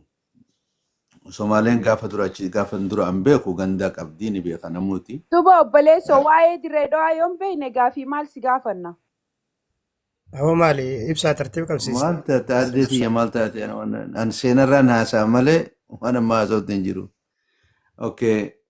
Laal addi Harargeentu walumaa galatti hawaashii gad adda bilisummaa Oromoo jettee ciccite gaafa wayyaaneen biyya qabattu. Wayyaaniin Itoophiyaa guutuu dhuunfatteeti filmaata biyyee Itoophiyaa guutuu keessatti geggeessitee Harargee keessatti geggeessuu dadhabde. Harargeen adda bilisummaa Oromootti yaatee ilmaanii fi itti kennitee lolli ture Harargee irratti deemaa ture Harargee baafii lixatti illee. So Mallas Zeenaawii maal godhee uummata kana paralaayizii godhuudhaaf magaalaa Dirree Dhawaatan illee openly uummata Somaaleedhaa akkasitti bobaa ol qabanii fi jijjigallee akka itti galan magaalaan sun godeedha bakki itti magaalaatti dhaabuu barbaadanii Hasan Aliitiin wal taasisaniituma Hasan Aliitiin yeroodhaaf haga godeen ijaaramtu jedhanii jijjigallee itti galchanii magaalaa Hararinuu isaanii miti ona hundanneetutti dabalanii fi Dirree Dhawaallee akkasitti wanni godhan. Adaaba gaafa duraa adda bilisummaa Oromooti wajjin Harargeen dhaabbattee akkasii shaffatte san kontirobaandii jedhanii mana namaa seenanii meeshaa saamuu hunda godhanii aksiyoona lagaraammis hedduu guddachaa jiru tokkollee ni diiganii hiyyoomsu taritorii gartee dachii tana irraa cicciranii uummata kana kenni humna hin qabaanne godhu adabu waan wayyaanee dura dhaabbataniif. Bifa sanii magaalaa tana akkasitti dimoogiraafii jijjiiruu jechuun riinjiinar gochuu waan kana magaalaa tana irra deebi'anii dhiibbaa nama alaa dhufuutiin akka Oromoon achi keessatti laaffattu hojjetamee jira. Hojii san haga maayyii aangoo irraa bu'an kanatti haga Oromoo akkasitti duulchisanii liyyuu haayilii ijaaranii faayinaansii godhanii qawwee namni hin qabne itti hidhanii akkasitti namaan rakkisanitti deemanii zamaana gara boodaa kana ga'an biyyarraan ba'ee dhiibbaan eegasii godhame kun nama hedduu galchee haganaan qabutti ammallee lakkoofsa humnaa fi biizinesaa fi kana odoo hin taane odeeffannoo haganaa mukoota ammallee Oromoo guddaadha magaalaa Dirree Dhawaa keessatti haganuma kiyyaatan. Galatoomii Abbaa Malkaa maaloo idduutti wanni ati beekuu qabdu akka Dirree Dhawaa qofa osoo hin taane akkuma Harargeettu akkamitti Somaaleen dhuftee gaafinte akkasii fokkos ta'uu qaba. Akkamitti jijjiin nu harkaa baate uummanni kun akkamitti dhiyaatanii irratti fokkos gochuu qabdaallee namni kun nama seenaa haga dila kana mara keessa bal'inaan beeku reefu dhufteen dhaggeeffanne malee durarraa hoggoo akkamitti Somaaleen nu keessa seente akkamitti Somaaleen baha biiftuu kanatti hidhattee haga Awaashitti keenya waan jedhamurraa ibsa bal'aa kannaa ture hin jarjarin piliis ishii nama tokko osoo nu hubanne waan takka jecha afaanii kun bakka bu'anii dhaqaa nama tiktook irra dhufuu maluu miti namni nuti finne yoo dandeessan obsan gaafii irraa qabdan waa'ee Harargee guutuuti yoo wal qabattee Somaaleen akkamitti nu keessa dhuftee wal qabattee gaafattan dasna jaa itti aansuudhaan naggaatee uffadhu. Galatoomii ibsa. Assalaamu alaikum wanti keessanuu. Waalaikum salaam. Waalaikum salaam. Obbo Seenaa an gaafiin jabduun taniin an si gaafachuu barbaade dhimma jaarmee afran qalloo irratti. Afran qalloo sabaa-sablammoota Guraagee fi Amaaraa fi Somaalee fi warroottan kanaa waliin ta'aniitu ilmaan afran qalloo jaarmee kana gadhaaban waan jiru takka kantiibaan Dirreedhaa yoo tana magaalaa caaqannoo ture. So especially dhimmi kun yoo dhugumaan akkas hin ta'in seenaa daddabsuun taatu dhimmi kun dhaloonni dhufu kun wooma inni jeesan qabatee itti fufa waan jiruutu na keessa dhufee mee waa'ee afran qalloo kana akkaataa isaan itti ijaaraman sana akka adda naabaaftu fadheeti. Wanni hundi yeroo ishii keessatti tolti zamaana san keessatti tolti. Yoo laalte immoo yoo nan laala jette bakka uummata gaafa afran qalloo dhaabee san dhaabbattee achirra dhaabbattee laaluu qabda. Achi dhaabbattee madaaluu qabda. Waan yaaddu hunda saffartee madaaltee maal jechuu yoo barbaadde bakka uummanni gaafa afran qalloo jiran san Oromoon eessa turte gaafa san. Gaafa isaan waan san godhan san. Ija sanii yoo laalte sii galaa jechaadha. Ija har'aa tanaa yoo laalte wanni sun madaala sirriidhaa hin ta'u. Gaafni sun gaafa namni an Oromoodha ofiin jechuun hin danda'amne. Gaafa afaan Oromoo raadiyoo na cabsa jedhan. Gaafa magaalaa Dirree Dhawaa tana keessatti Adareen sirbitu, Guraageen sirbitu, Amaarri sirbu, Somaaleen sirbitu. Haile Sillaasee keenya utubaa sibiila rabbi si haa godhu jedhaniitu faarsanii sirbuun yeroo hin danda'amne. dhiibbaan gaman qabne Oromoo irra jirtu keessatti manguddootu jaare afran qal'oo dura. Manguddoo afran qal'ootiitu akka afooshaatitti jamaata afran qal'oo jedhaniituma waa jaarratan. Achi kaate afran qal'oo tana yaada isii namni lafa kaa'e manguddoo. Ijoolleen akkamitti nuti saba hagana ga'u kana taane eenyummaa keenyaa sirba keenya Oromoodha adareen yaammannee maa adareen namaa sirbiti maaliif Somaaleen namaa sirbiti nuti maali kajuu kun itti dhagame lafa ol ka'anii waan san jaaran hoggaa jaaranii faayinaansii maallaqaan qabanii ijoolleedha manguddoo tanatti dhufnaan maquma isaan maqaa urjii bakkalchaa waan adda addaa maqaa adda addaa ijoolleen baafattee manguddoon akkanaa ijoollee teenya boo afran qal'oo ja'an kajuu akkasitti gartee itti godhanii bifa kanaan moggaasanii yoo waan biraa ja'an malee Oromoodhaaf waan biraa jechuun hin danda'amu gartee wama gizee san keessatti isaan baasu. Garuu namni aartiin hoggaa aadaa ta'e ibsee si ibsee iffaarsee if argata namni. Eenyummaa naashinaal aayidentiitiin tuni onnee namaa keessaa nama kakaafti jechuudha. Aartiin meeshaa guddaadha. So cultural revival waan jedhan deebisanii uf argatanii bakka itti kufanii ka'uu waan akkasiisanii Oromoodhaa godhe waan kana ijoollee Oromootu godhe dhiibbaa guddaa jala ta'anii godhatan. Ani hayyoota gaafa san waan kana dhaabe wajjin hin haasawaa jira hin xumuramne karaa fagoodha wajjin dalagaa jira yoo rabbi jedhee waan hogga keessa gasseentanii uummata kana gaafattan dhiibbaa hangana qabu hundi isaaniitu nama gabaabaa malee biyyarraa ari'aman sababa waan kana jaaruudha. Baruu waan biraan goone afaanuma isaaniitiin if ibsu jecha biyyarraa ari'aman cufamee wanni hundi harkaa badee du'ee warri bahee Soomaaliyaatti baqatan ni beeytan. Namni biyya keessatti hafe xiqqaadha. Balaan irratti buutee hundi isaaniitu daaraa ta'anii biyyarraa ari'aman. So kana sabab sablammoo akka reebu isinii hime jarri nuu bar sabab sablammoota kana hin jenne dachiin tun teenya Oromoo numarraa qabdu magaalaan teenya uga jarri jusuni warri federaalaa gurguddaan sun achi dhadhaabbatee waa sabab sablammoota kana hin qaraane. Keenyuma kana kadhaabbatee inumaa wisoo afran qal'oo sabab sablammoota kun dhugaa miti jara keenya waan dhugarraa fagaate jarri lubbuun jiran dhumne hanguma tokkoon du'e maleedha. Sabab sablammoo dhufee jaareen jiru kun poolitikaadha kun fudhatamuma gartee akka argatu akkasiitiif waanuma political consumption haasame malee waan dhugaa jiru ibsaatii miti kun jechuu barbaadeeti. Oromoon ammoo maqaan afran qal'oo haa ta'u malee gosoonni biraa keessatti hirmaatan ni jiran akka Oromootti. Maqaa afran qal'oo yeroo sanatti gadhaabanii ijoolleen achi jiru hawaasni naannoo isaan qubatu hawaasa afran qal'ooti.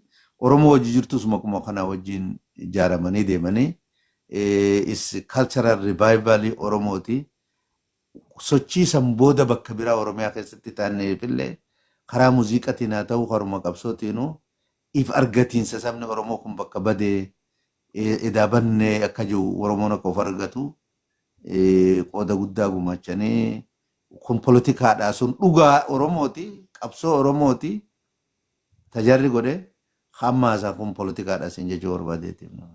Fadda abbaa malkaa gaafii takkan qaba.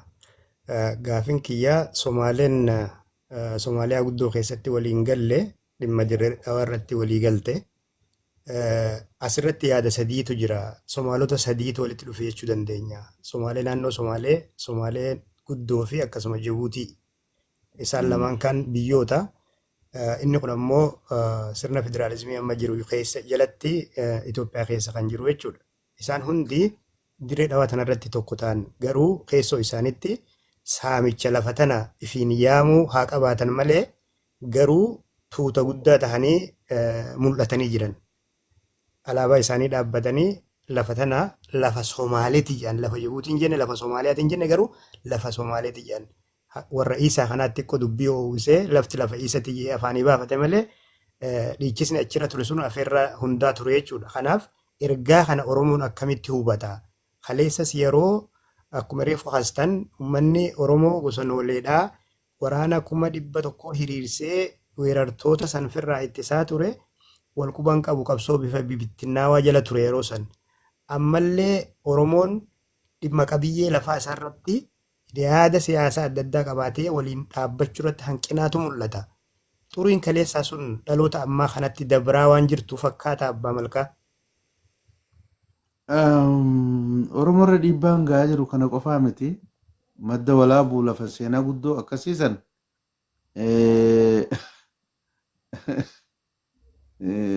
waa hedduutu deemaa jira. Dubbii diree dhawaa tana uummanni Oromoo kanaan jette yoo magaalaan tun magaalaa diree dhawaatiin hin galchu namni jedhu jiraate kufaatee Oromoo ta'uun sun. Kufaatee Oromoo ta'uun sun. Yoo maddi walaabuu uummatuma achi qubatu san qofa laalaa ji'ee namni qataa'ee laalu taate kufaatee Oromooti sun. Akkuma sulultaan teenyaa maaliin teenyette ijoolleen kun cinaaksanitti Baalee gammoojjii Baalee keessatti bakka adda addaatitti kun milkaa'ee fa'aa gammoojjii TV OMN irraa argeetin gammoojjii dhukkee gadii bakka nan dur beeku achirraa ijoolleen hiriira baati. Gaafa san sabbataa takkaa dhaqanii arganiin beekan burraayyuu arganiin beekan saniif qabsoo tokkummaa sanii qabsaa jechuudha. Namni biyya ofii dhabde ati madda walaabuu dhabde jechuun seenaati dhabde jechuudha. Diree dhawaa dhabde jechuun seenaati eenyummaa kee dhabde jechuudha. Hanjamaa miti wanni kun ija Oromooti. Wanni kun. Kanaafuu anymore wanni kun waa'ee naannoo tokkootii miti. Waa'ee ganda tokkootii miti. Dubbii sabaati dubbiin kun. Oromoon hundi nagalcha jee akkasitti ilaaluudha qaba malee wanni kuni nuti walis toluu dandeenya, walis dhabuu dandeenya, paartii adda addaa keessatti yaada adda addaa qabaachuu dandeenya kun humaatii miti. Garuu biyya yoo qabaannedha, eenyummaa yoo qabaannedha. Sun hundinuu tolaa fi hamaan keenyallee biyya teenya irratti. Wanni bololli waan kanaa gabaabaa miti hagaa waashitti isiniin je'eetiin jira. Kun kaayyoo kalee lafa jiru. Ifi wal dhabanii nurratti wal ta'an kajuu namni waan namaa fudhatu irratti maa wal dhaba. Tun gosaan irratti wal dhabanii fakkeenyaaf warri Puntlandii kun bakka tun xiyyaanatti hin dhufinaa jaa. Warri Somaalilaandii kun xiyyaanatti hin dhufinaa jaan Somaalota kaaniin. Warri Jubbalaandis akkasumatti warra karaa Keeniyatti dhiyaatu kun natti hin dhufinaa jaan tun xiyyaa. Tana namarraa gaafatanii maaliif irratti wal lolan? Nama biraa fudhachuu deemanii. Kanaafuu bakka nuti jiru bakka gaarii. Mee gara mul'ataa fi turaadhaa kan nu gaafii yoo qabaatan. Abbaa Malkaa dhiifamee dhiifama jechuufiin banadhe ibsaa. Dhiifama Abbaa Malkaa.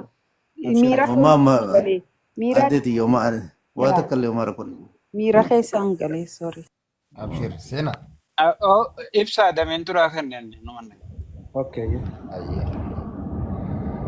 Ayyee assalaamu alaikum warahmatullahi wabarakatuh. Abbaa Malkaa baga jiraattanii ibsaa fayyaa ta'e sagantaa hedduu ulfaadhu Badrii gochuudhaaf gaaffiilee gaggaarii haasofsiistanii. Abbaa Malkaa wallaahi atii fi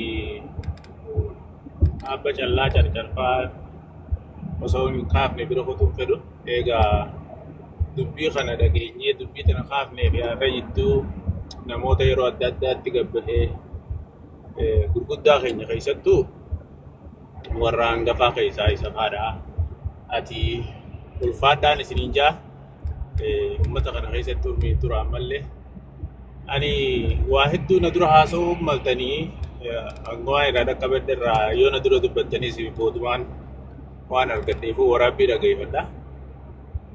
Akka gaafiitti tanuma wanni siidaa kun UNESCOtti galmaa'ee dirree dhawaa keessatti bu'uura argatee jechuun hiikkoon isaa kan nama keenya hawaasa bal'aadhiis warra waa hubbate warra illiituma jennee yaannu kanaafuu hangalee sin seenu akkamitti ibsitaa fi Abbaa Malkaa waan kana naa ibsaa fi kaani immoo duudha gadaadhaa kan cabe kana keessatti kaleessa haasawa sayyoo dhageessanii jiraattanii haasawa akka abbaa gadaatti abbaa gadaa qalloo godhee jira.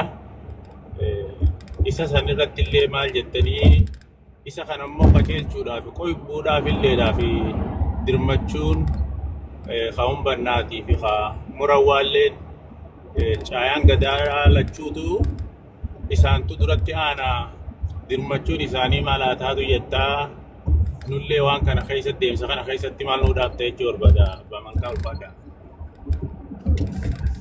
Waa'ee abbaa gadaati fi waa'ee kantiibaa hin dubbadhu maal jennaan dhimma Oromooti malee dhimma nama tokkoo fi lamaati miti waan fedhayyoo haasaan wanni nuti gaafataa jiru wanni nuti barbaafataa jiru biyya lafa teenya. Dhaggeeffadhe haasawaa abbaa gadaatis fi haasawaa Kadiiris dhaggeeffadhe. Feesbuuka kiyya warri hordoftan achirratti waan gaggabaabaa katabaan ture. Gaddeebisee dubbii gaafii eenyummaatii fi gaafii biyyaa sadarkaa nama tokkootti fi nama lamatti gaddeebisee haasawaa jaraatiif deebisaa kennuun barbaadu. Waan ta'uu qabuun isinitti hima malee gama kiyyaan. Dhaggeeffadhee sablammootaa fi wanni isaan jiran sun reefu haasayeetu jarrinuu jenne waan san. Direedha waan teenya warri eenyu bira dhaabbatanii irratti deebi'eetiin isinitti haasaye. Bar abiyyitti aanee nama lammaffaate Adam Faaraa. Itti aanaa pirezidantii paartii badhaadhinaati. Itti aanaa ministeera muummee Itoophiyaatti. Isa bira dhaabbataniiti uummanni kana bakka bu'a inni uummata Somaalee kana. Isa bira dhaabbatanii dachiin tunta Somaaleetti ta'u Oromootii miti jedhaniin. Maaliif hin jeene achi dhaabbatanii sablamoota jeene abbaa gadaatis achi ture. Kantiibaanis achi ture. Maaliif hin jeeniin hayyeetti federaal uumaman jiinta Oromooti jechuun haaftu. Akka jarri jeesanitti. Boo federaala akkana hin jeenaa hin jenne jarri keenya akkasuma jechuun adda gayyaanii federaala. Sablammoota isaan tun hin jea malee. Kanaaf waan dhugaa teenyaa fi haqa keenya dubbanna malee opiniyenii namootaatiif waan jarri sun haasa'uu irra deebi'ee isaaniif illee deebisaa kennu hin barbaadu. Oromoon horii miti dantaa isaanii beekaa biyya isaanii beekaa waan keenya mari'anna malee waan jarri haasa'u san irratti amma deebisaa kennuuf rakkatuun ani guddaa natti hin fakkaatu. Gaafiin kee takka. Gaaffii lammaffaa anaas yaadachiisa abbaa malkaa siidaan achirra dhaabachuun sun ergaa maalii qaba hiikoo maalii qaba jiru. Siidaan there is no justification. Amma yoo odaana beetirratti hin deemee waa jaara jette odaa seenaatii kaleessa achi bakka san jiraa saniin mallattoo godhaa jette. Odaa bultumitti wanni amma jaaran tun wanni gojoon achirra jirtu sun waatu kalee bakka san jira duraanuu gojoo citaaggaa amatarraa jajjaaranii taanillee gal tokko jaaranii waatu achi jira. Bakka wanni tun jarri kun ifuu mootummaan isaaniitu achi hin turre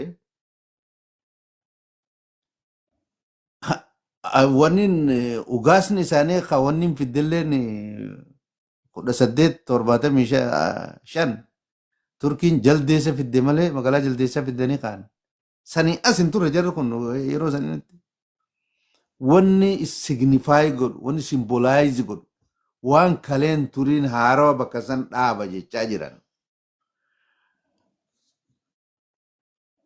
Barsan qofaa miti obboleessa kiyya. Dachiin tun teenyaa faawundeeshina dhagaa bu'uuraa ka abbaa biyyummaa itti mirkaneeffatan dhaabe jarri. UNESCOon dachi diredhawadhaa miti ka beeyteef heera isaa heeriiseedha. Isaan parsantiin 60 Jibuutii keessa isaanii. Heerri keessan kana addunyaan isinii beeytee jedhaniin dhaqaa diredhawaatti dhaabaa hin jenneen. Isaan amma heerumti UN recognize goote jaraa sunuu faawundeeshinni isaa bu'uurri isaa diredhawa keessa jira jechuu akka sadarkaa addunyaatti deema. Territorial claimidha.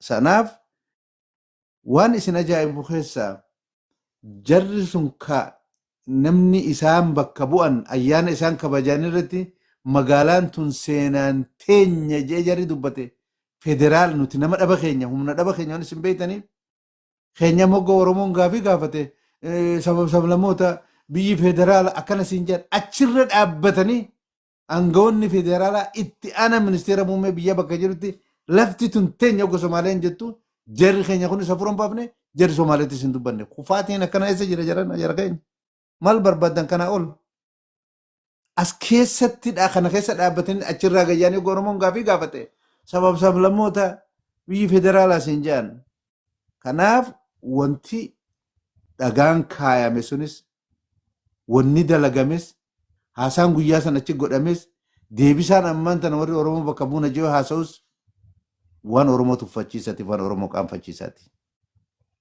Haa ta'u ammoo nama wajji faayitti godhuudhaa fi sadarkaa nama tokkoo fi lamatti guruppitti gadi buufnee abalu jennee dubbii nama tokkoo mata dubbii naashinaal isuu dubbii nama dirree dhawaatii miti dubbii nama harargee qofaa miti tun it's Oromoo issue. Gaafii Oromooti gaafiin kun. Akkamitti kalaalu Oromoon deebi'ee mariin bakka adda addaatti biyya alaa tana keessatti illee godhamuu qaba. Kadirree dhawaa qofaa miti madda walaa bullee dabalatee.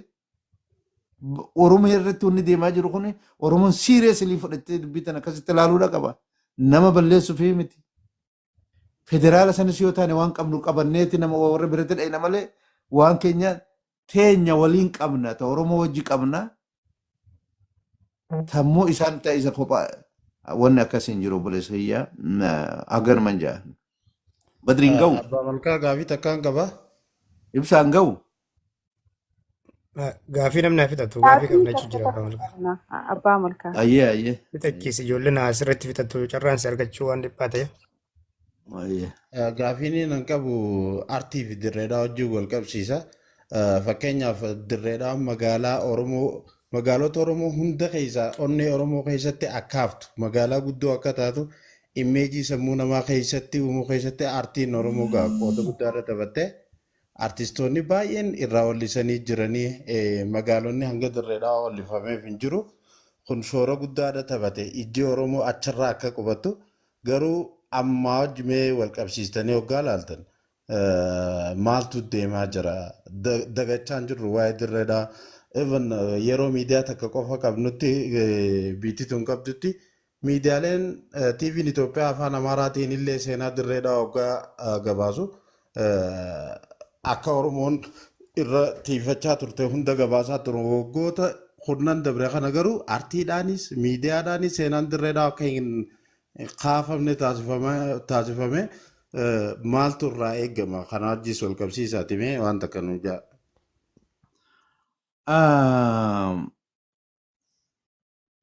Amma namni hoggaa mataa si qabe qaba hamaadha. Wanni ati amma argaa jirtu tuni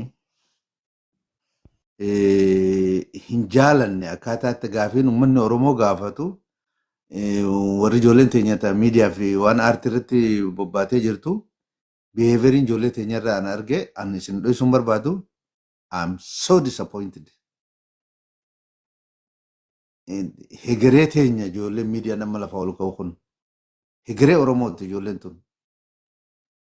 Namni miidiyaan tokko independently ati amma ibsaa wanni kanarratti hin dhiyaadhe arraan tana akka nama tokkootitti opinion isaa qabaatee akkasitti waan Oromoo kontribiuti godhuu barbaadu irratti hojjetee yoo deemuu danda'a.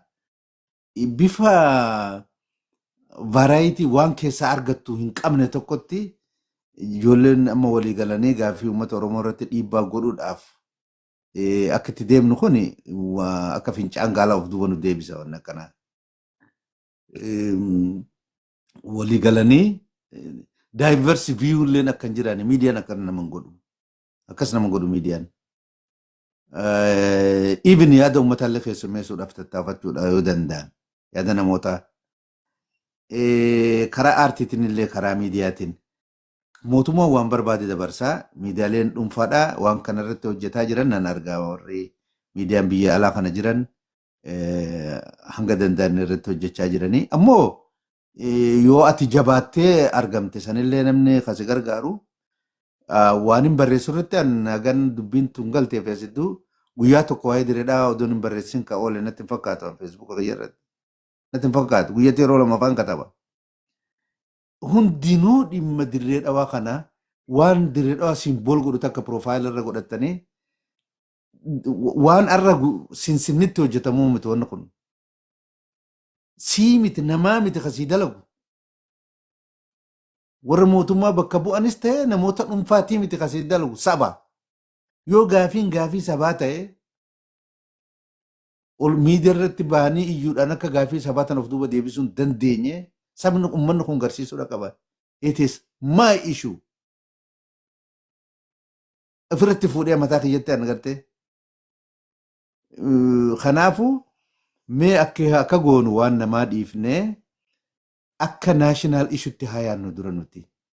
Ijoolleen teenya wal dura dhadhaabachuu silaa aadaa godhatanii yeroo adda addatti waan dhufe hunda keessattuu waan wal dhadhabbii duraan qaqqabdan reflect asitti illee argisiisuu hin qabdan bakka hundatti.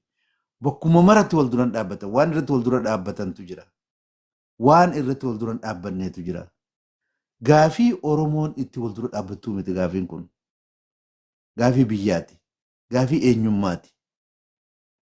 So waan seenaa afran qalloo dubbannee jira aartii kaleessa karaa dheeraa dhufne san.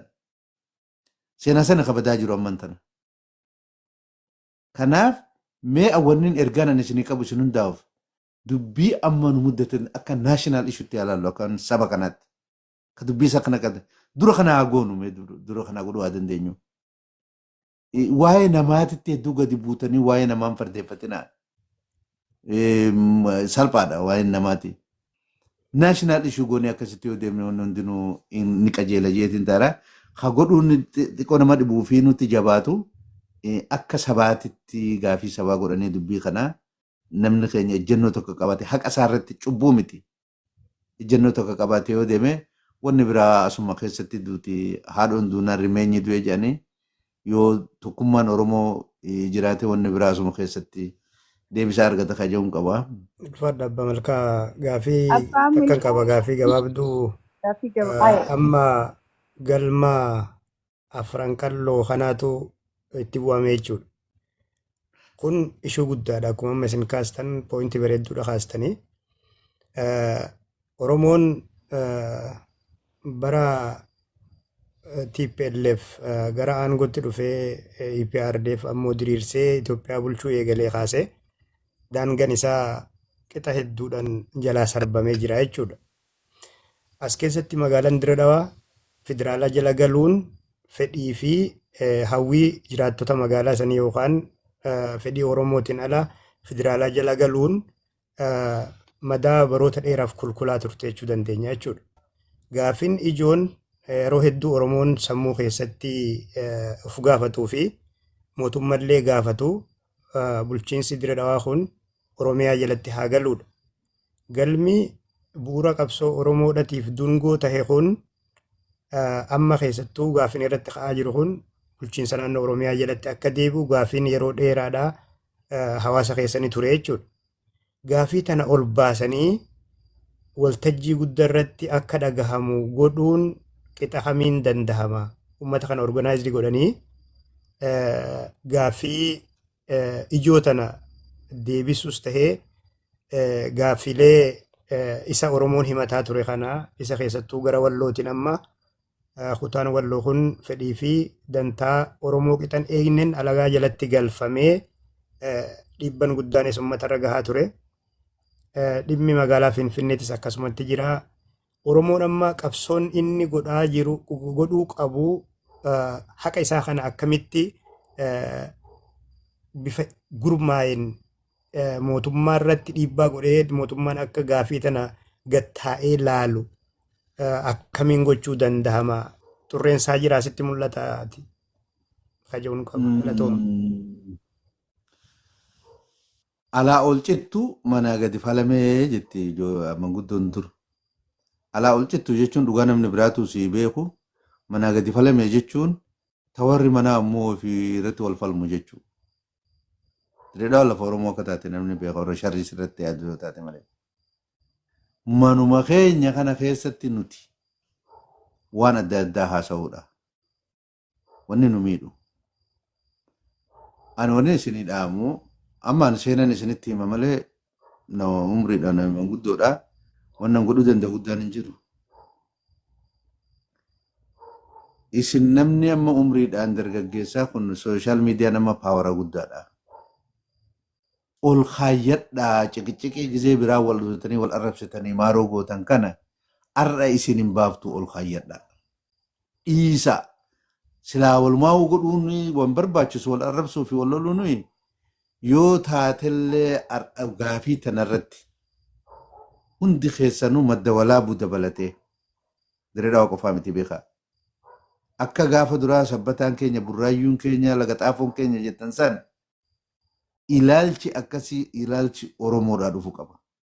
Boru ganama beeki bakka biraatiin isinitti baate wanti yoo diree dhawaan tun argamte isinii naftuu beeki. Gaafin Awaashii gadi lafa jirti beeki. Bakka biraatiin sitti baatti beeki boru ganama. Kanaafuu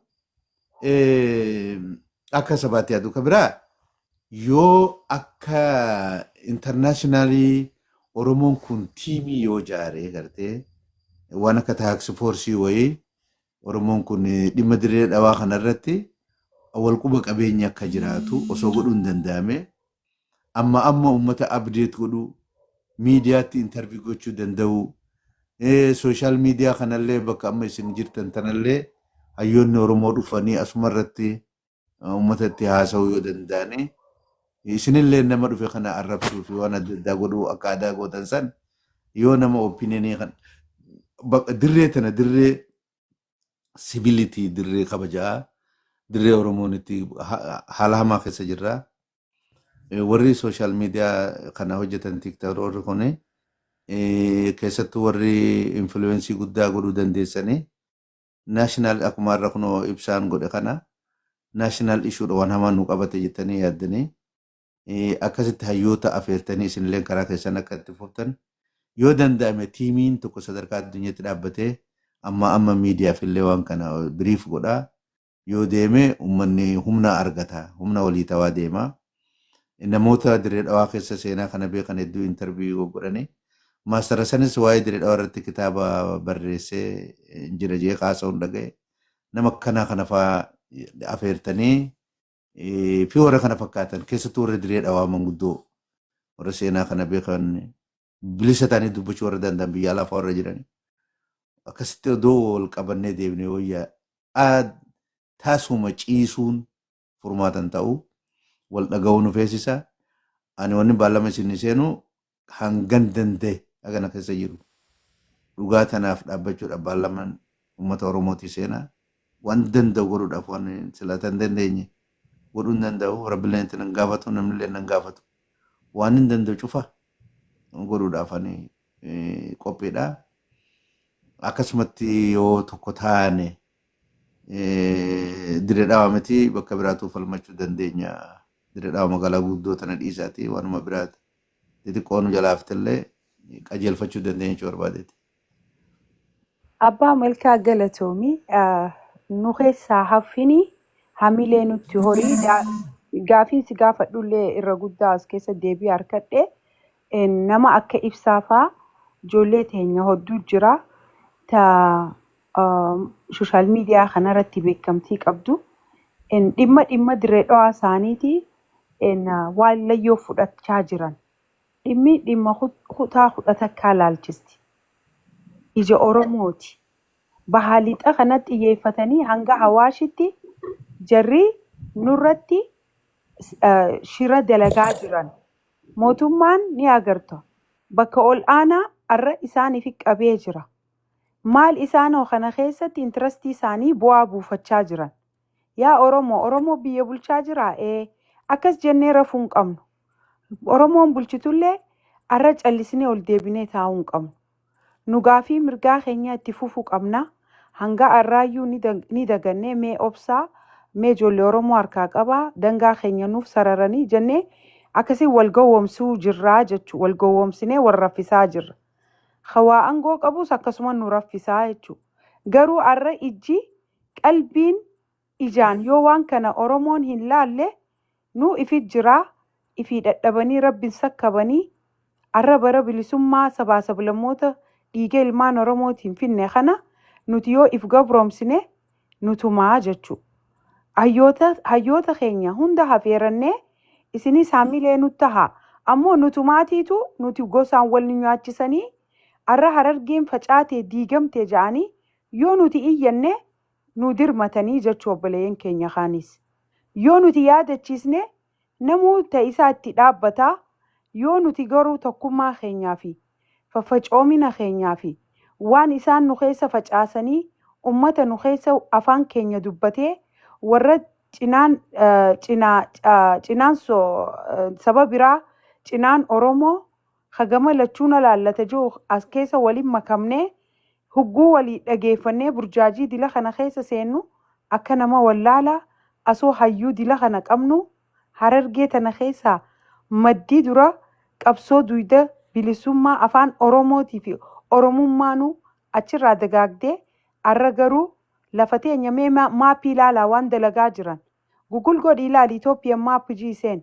Somaalee jala jirra dirree dhawaa gizee jaan magaalaa takka qofa isaa namni keenya. Bar magaalaa baadiyyaa 39tu wajji seena.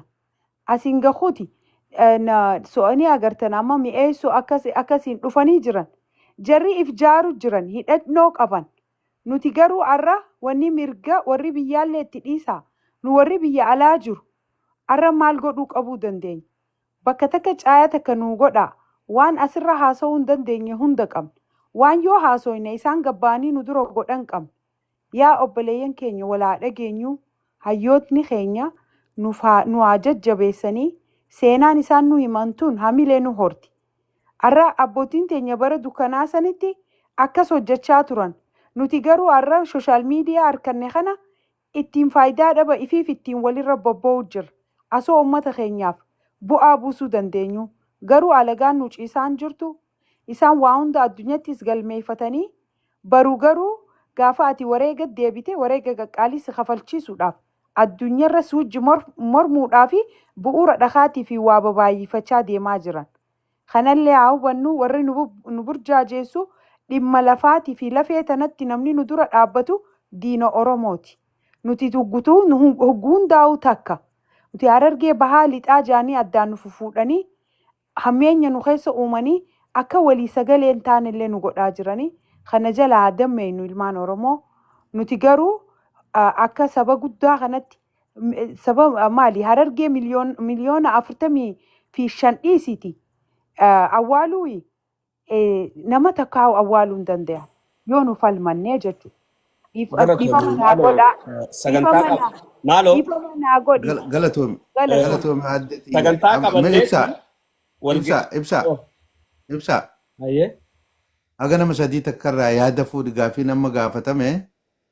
Yaada nama kanaa dhaga'uun fedhaa nama sadii irraa yaada fuudhi bakka dadhabe akkan ganaa isinitti hin deemne nan godhina.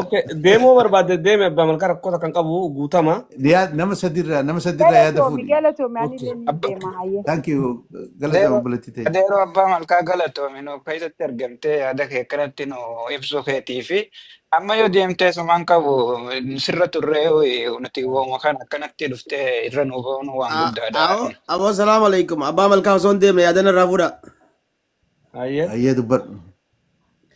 Hayyee bitaa mirgaa ilmaan Oromoodhaa falmaa lafa teessaniitiif eenyummaa keessaniitiif qabsaawaa sagalee teessan dhageessisaa jirtaniif gara fuulduraattis wantoota gatii barbaachisuun kafaluudhaan daangaa Oromiyaa birmadoomsuudhaaf fedha isin qabdan akka malee cimaa fi gaffagoo ta'u arkeetiin jira. Inni kun baay'ee nama boonsa. Dhaloonni kanaa kuni waggaa qabsoo waggaa 40 dabree hojjetameen eenyummaa irratti hojjetameen sammuu irratti hojjetameen dhaloota kanaa uumuu dandeenyeerra isa kanaaf baay'een boonaa jechaadha.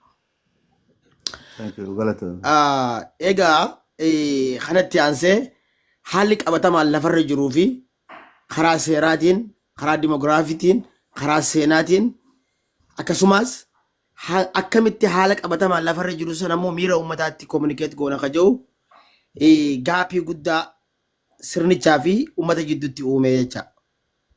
Amma fakkeenyaaf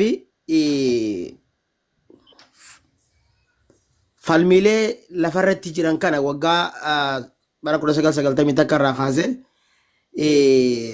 lafti kuni khiyyaa kan Oromooti kan Somaaleeti kan jiru falmiin tureera. Falmii sana ammoo akka gara waldhabbii gurguddaa ittiin deemnee fi furmaatatti kan name keessaa tokko foormulaa 4420 jedhu sani. Isa saniin akka Dirree Dawaan seera tokkoon malatti rarraafamtee akka hafamtu taasifamee jecha. Hanga har'aattis seeraawwan jijjiiramee jiru. Haa ta'u malee lafarratti Somaaliin fedha gartee Dirree Dawaa naannoo isii jala galchuudhaaf garsiifteen waraqaa galfattee turte. Isa sanirratti hundaa'uudhaan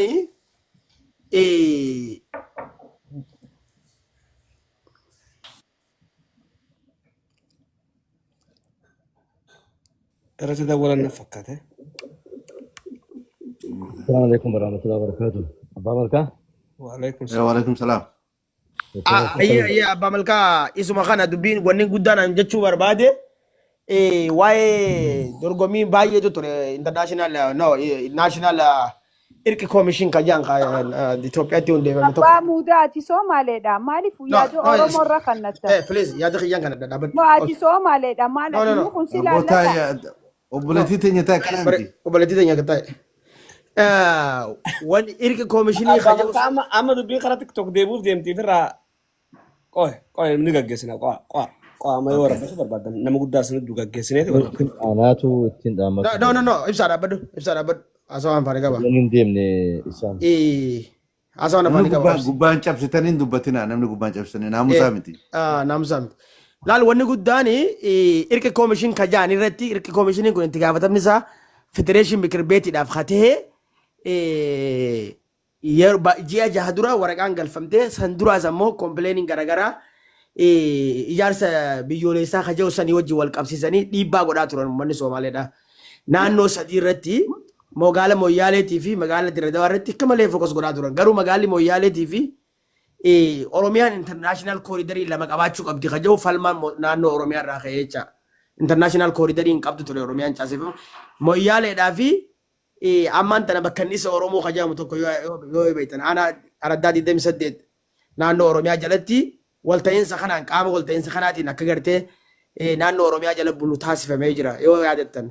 Naannoon Dirree Dawaatiis kaartaadhaan qabiyyee naannoo Somaalee jala bulee garuu ammoo independently akkuma gartee bulchiinsa of dandeetee itti fufuu irratti walii galamee adeemsisan ammoo garuu uummataa fi akkamitti komunikeet goona kan jedhu irratti garaagarummaa fi sodaan guddaa waan jiruufi hanga har'aattis magaalli Dirree Dawaadha magaala sabaa sablammootaa taatee itti fufuu qabdi kan jedhu san irratti agarsiiftuulee aadaa fi eenyummaa calaqqee gartee saboota garaagaraa achi keessatti hayyamamee jecha. Wanni kun gara fuulduraatti rakkoon fida eeyyeen fiduu danda'a. Falmiin Oromoon falmuu qaba dhugaadha. Garuu akkamitti kan jedhu san ammoo namni sabaa fi sabicha walitti buusuu qofaan yaa'ii kaasuu qofaan osoo hin ta'in sirnicha irratti qabsaa'uun baay'ee barbaachisaa akka ta'ee fi dhiibbaa poozitiif ta'e karaa diinagdeedhaa karaa siyaasaadhaa godhuun akka barbaachisuun isin himuu barbaada galatooma. Galatoome ibsa. Amma wal eebbifnee yoo deemnee hoo. Nigaa wallahi barra walirra yaana jenneetu.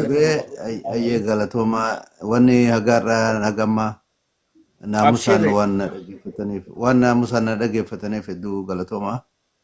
Galatoome ulfaadhu atiilleeni gizee biraatillee sagantaa bareedduu qabnee beeksifnee akka maritaatti uummanni akka irratti yeroodhaan dhiyaatu irratti hubachiifne waan kana irra deebinee sirriitti odoo ibsinee fi dasna jaa beellama naasee hin ta'anis dhuman fada guyyallee murteessu guyyuma siimija tokko laallee. Gaariidha namaan waan danda'u naman godha. Rakkoon hin jiru yoo rabbi jee hanga isin naamusni yoo jiraate namni ogga dubbatu irraa dubbachuu hin fedhani. So naamusni hanga jiraatetti uumaa miti rakkoon hin jiru. Okay, galatoome ulfaadhu. Ibsan bolin keessa.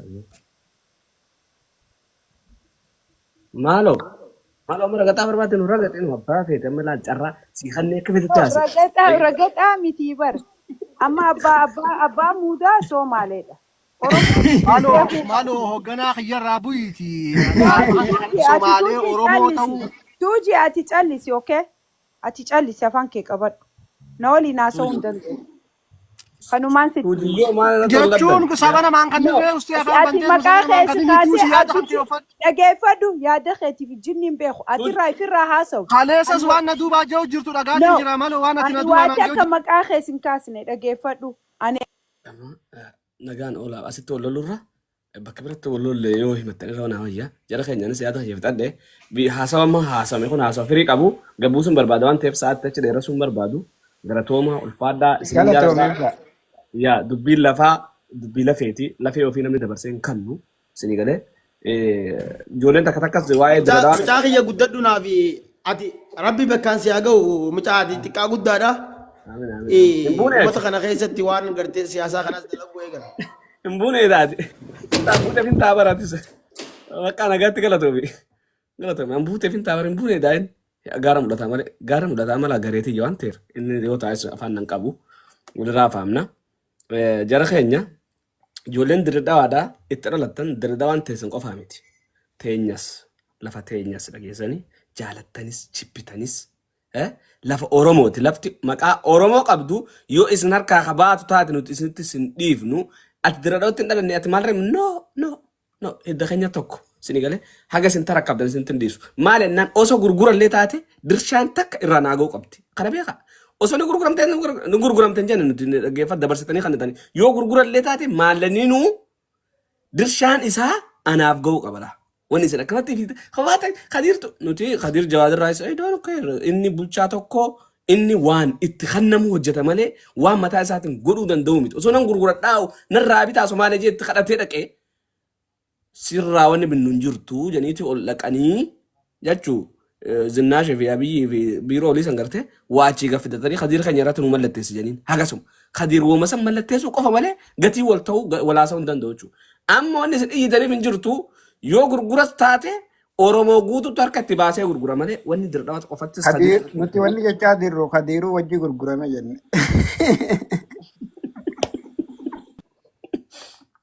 akkas ilaala. Dubbiin garii walirratti nama gurguruu jira beekaadha. Sii quban qabna. Amma an biyyatan jettiin argee xiyyaa tokko maqallee dha'uun fadhu isa warra biyyaati. Seera kana beeka xabaqaadha. Waa'ee seeraa kana. Manuma kee kana oduu ati keessa jirtu oduu ati uumaa takka quban qabaatin manni xiyyaa waraqaa keessaa gabbee raawwiidhaa akkasiin sitti dhufti raawwii poolisiin dhufte. Ibsaa seerri wanni beektu Itoophiyaa keessatti Oromoo qofa irratti hojjeta wanni seera jedhamu hin jiru Itoophiyaa keessa obboleessa kiyya. Wallaa hin jiru. Warra federaalaa sodaadhu warra seera siin jiru uummanni sun warra Oromoo gurguraa jiru saamsisaa jiru beeki. Akka ajaa'ibatti. Maaloo ta'e bal'inaan marii ajaa'ibaa Profeesar Mamad Hassanis Finneeti hundi irratti goonaa akkasi quba qabaadha. Amma nama 300 irratti waliin wanni yonnee rabshaa goonus hin jirtu. Mariin bal'oodha. Goota keenya tokko goota keenya kajoo ibsa goota keenya kajoor naa fidaa jiru tokko nuuf hin fidamu akkan. Fidi sanis dubbiin akkatti amma ajandaa ijoollee sanyii abbichuutiin oofamaa jiru kunis kasuudii kunis maaliif wooma diradawaa kana ukkaamsuufi wooma baalee ta'aa jiru kana ukkaamsuufi wooma madda walaabuu kana ukkaamsuufi isinii galee dhageessanii wanni baaleetti ta'uu jiruu fi waan diradawaa jiru kana ukkaamsuudhaaf wanni amma ilmaan Abiyyi Ahmad Mubaarak faan fidan kun maali waan kana isinirraa qabuuf ammas immoo miyyoo waggaa 10 gudeedamte san garte sana affanuufi kana isin beekaa isin ummanni keessan kana baay'ee qaatiidha galatoomi sillee ifirraa garree jaatama ifumarraa dhimma keessanitti deeffadha asumaan isin irraanfachiisanii asii isin farramsiisanii duuban waa mara baafatanii meeshaa mana keessaa fixan gaafa meeshaa manni keessaa qullaa taate sii dhuftanii uyi gaafsan callifne no jalaafuu danda'uun qabdan laal waan takka gaara mudhata gaafa master pilaanii lafaa ka'u master pilaanii maal fidde beektaati bar abbaa isaayee faan gabbanii bar bootatti deebifne irraa oolle janii ibsa kannanii bar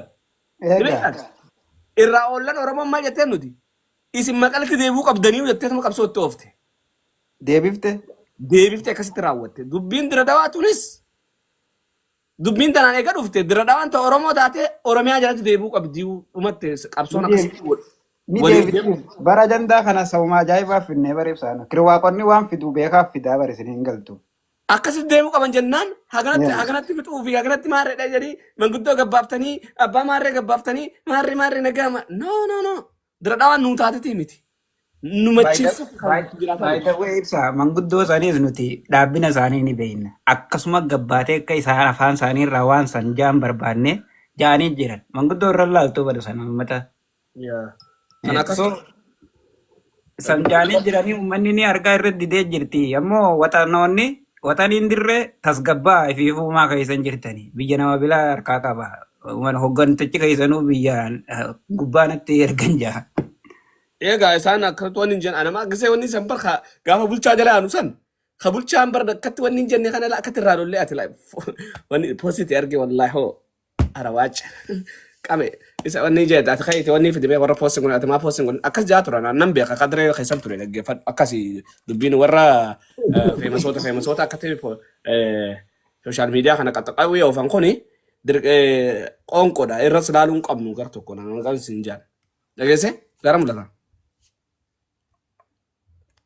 Nyaatanii kan ijoollee teenyaa yoo nyaatanis nu mararanis galee garuu keessatti nu beekaa haqa keenya kanas ministeera jirus takka keessa nu qicaa rakkoon qabu waan jiru akkasii jabaadhaa isin jaaladhaa isin kabajaa abbaan By the way ibsa wanni beekuu qabdu ijoolleen an argee hariifomte takkaan maallaqa akkasitti kantiibaa wajjin footoo gabbaasanii ministeera jiru duubaan nutti himan galatooma maqaa hin kaafnu nuti waan akkasitti ijoolleen kirwaaqota galatooma dhugaa dubbachuu. Walaa galatooma alfaadha akkasi jabaadha baqa jabaadhu gara bulata chaawu jara keenya. Okay, ibsa galatooma maal argina. Okay. Video tana guutuu seef godhadha gaa'ee yuutuubarra keenya waan ta'eef saniif isinirra cufee irraa halkanii halkan gaarii irraa guyyaa gaarii isin hin jaa chaawu.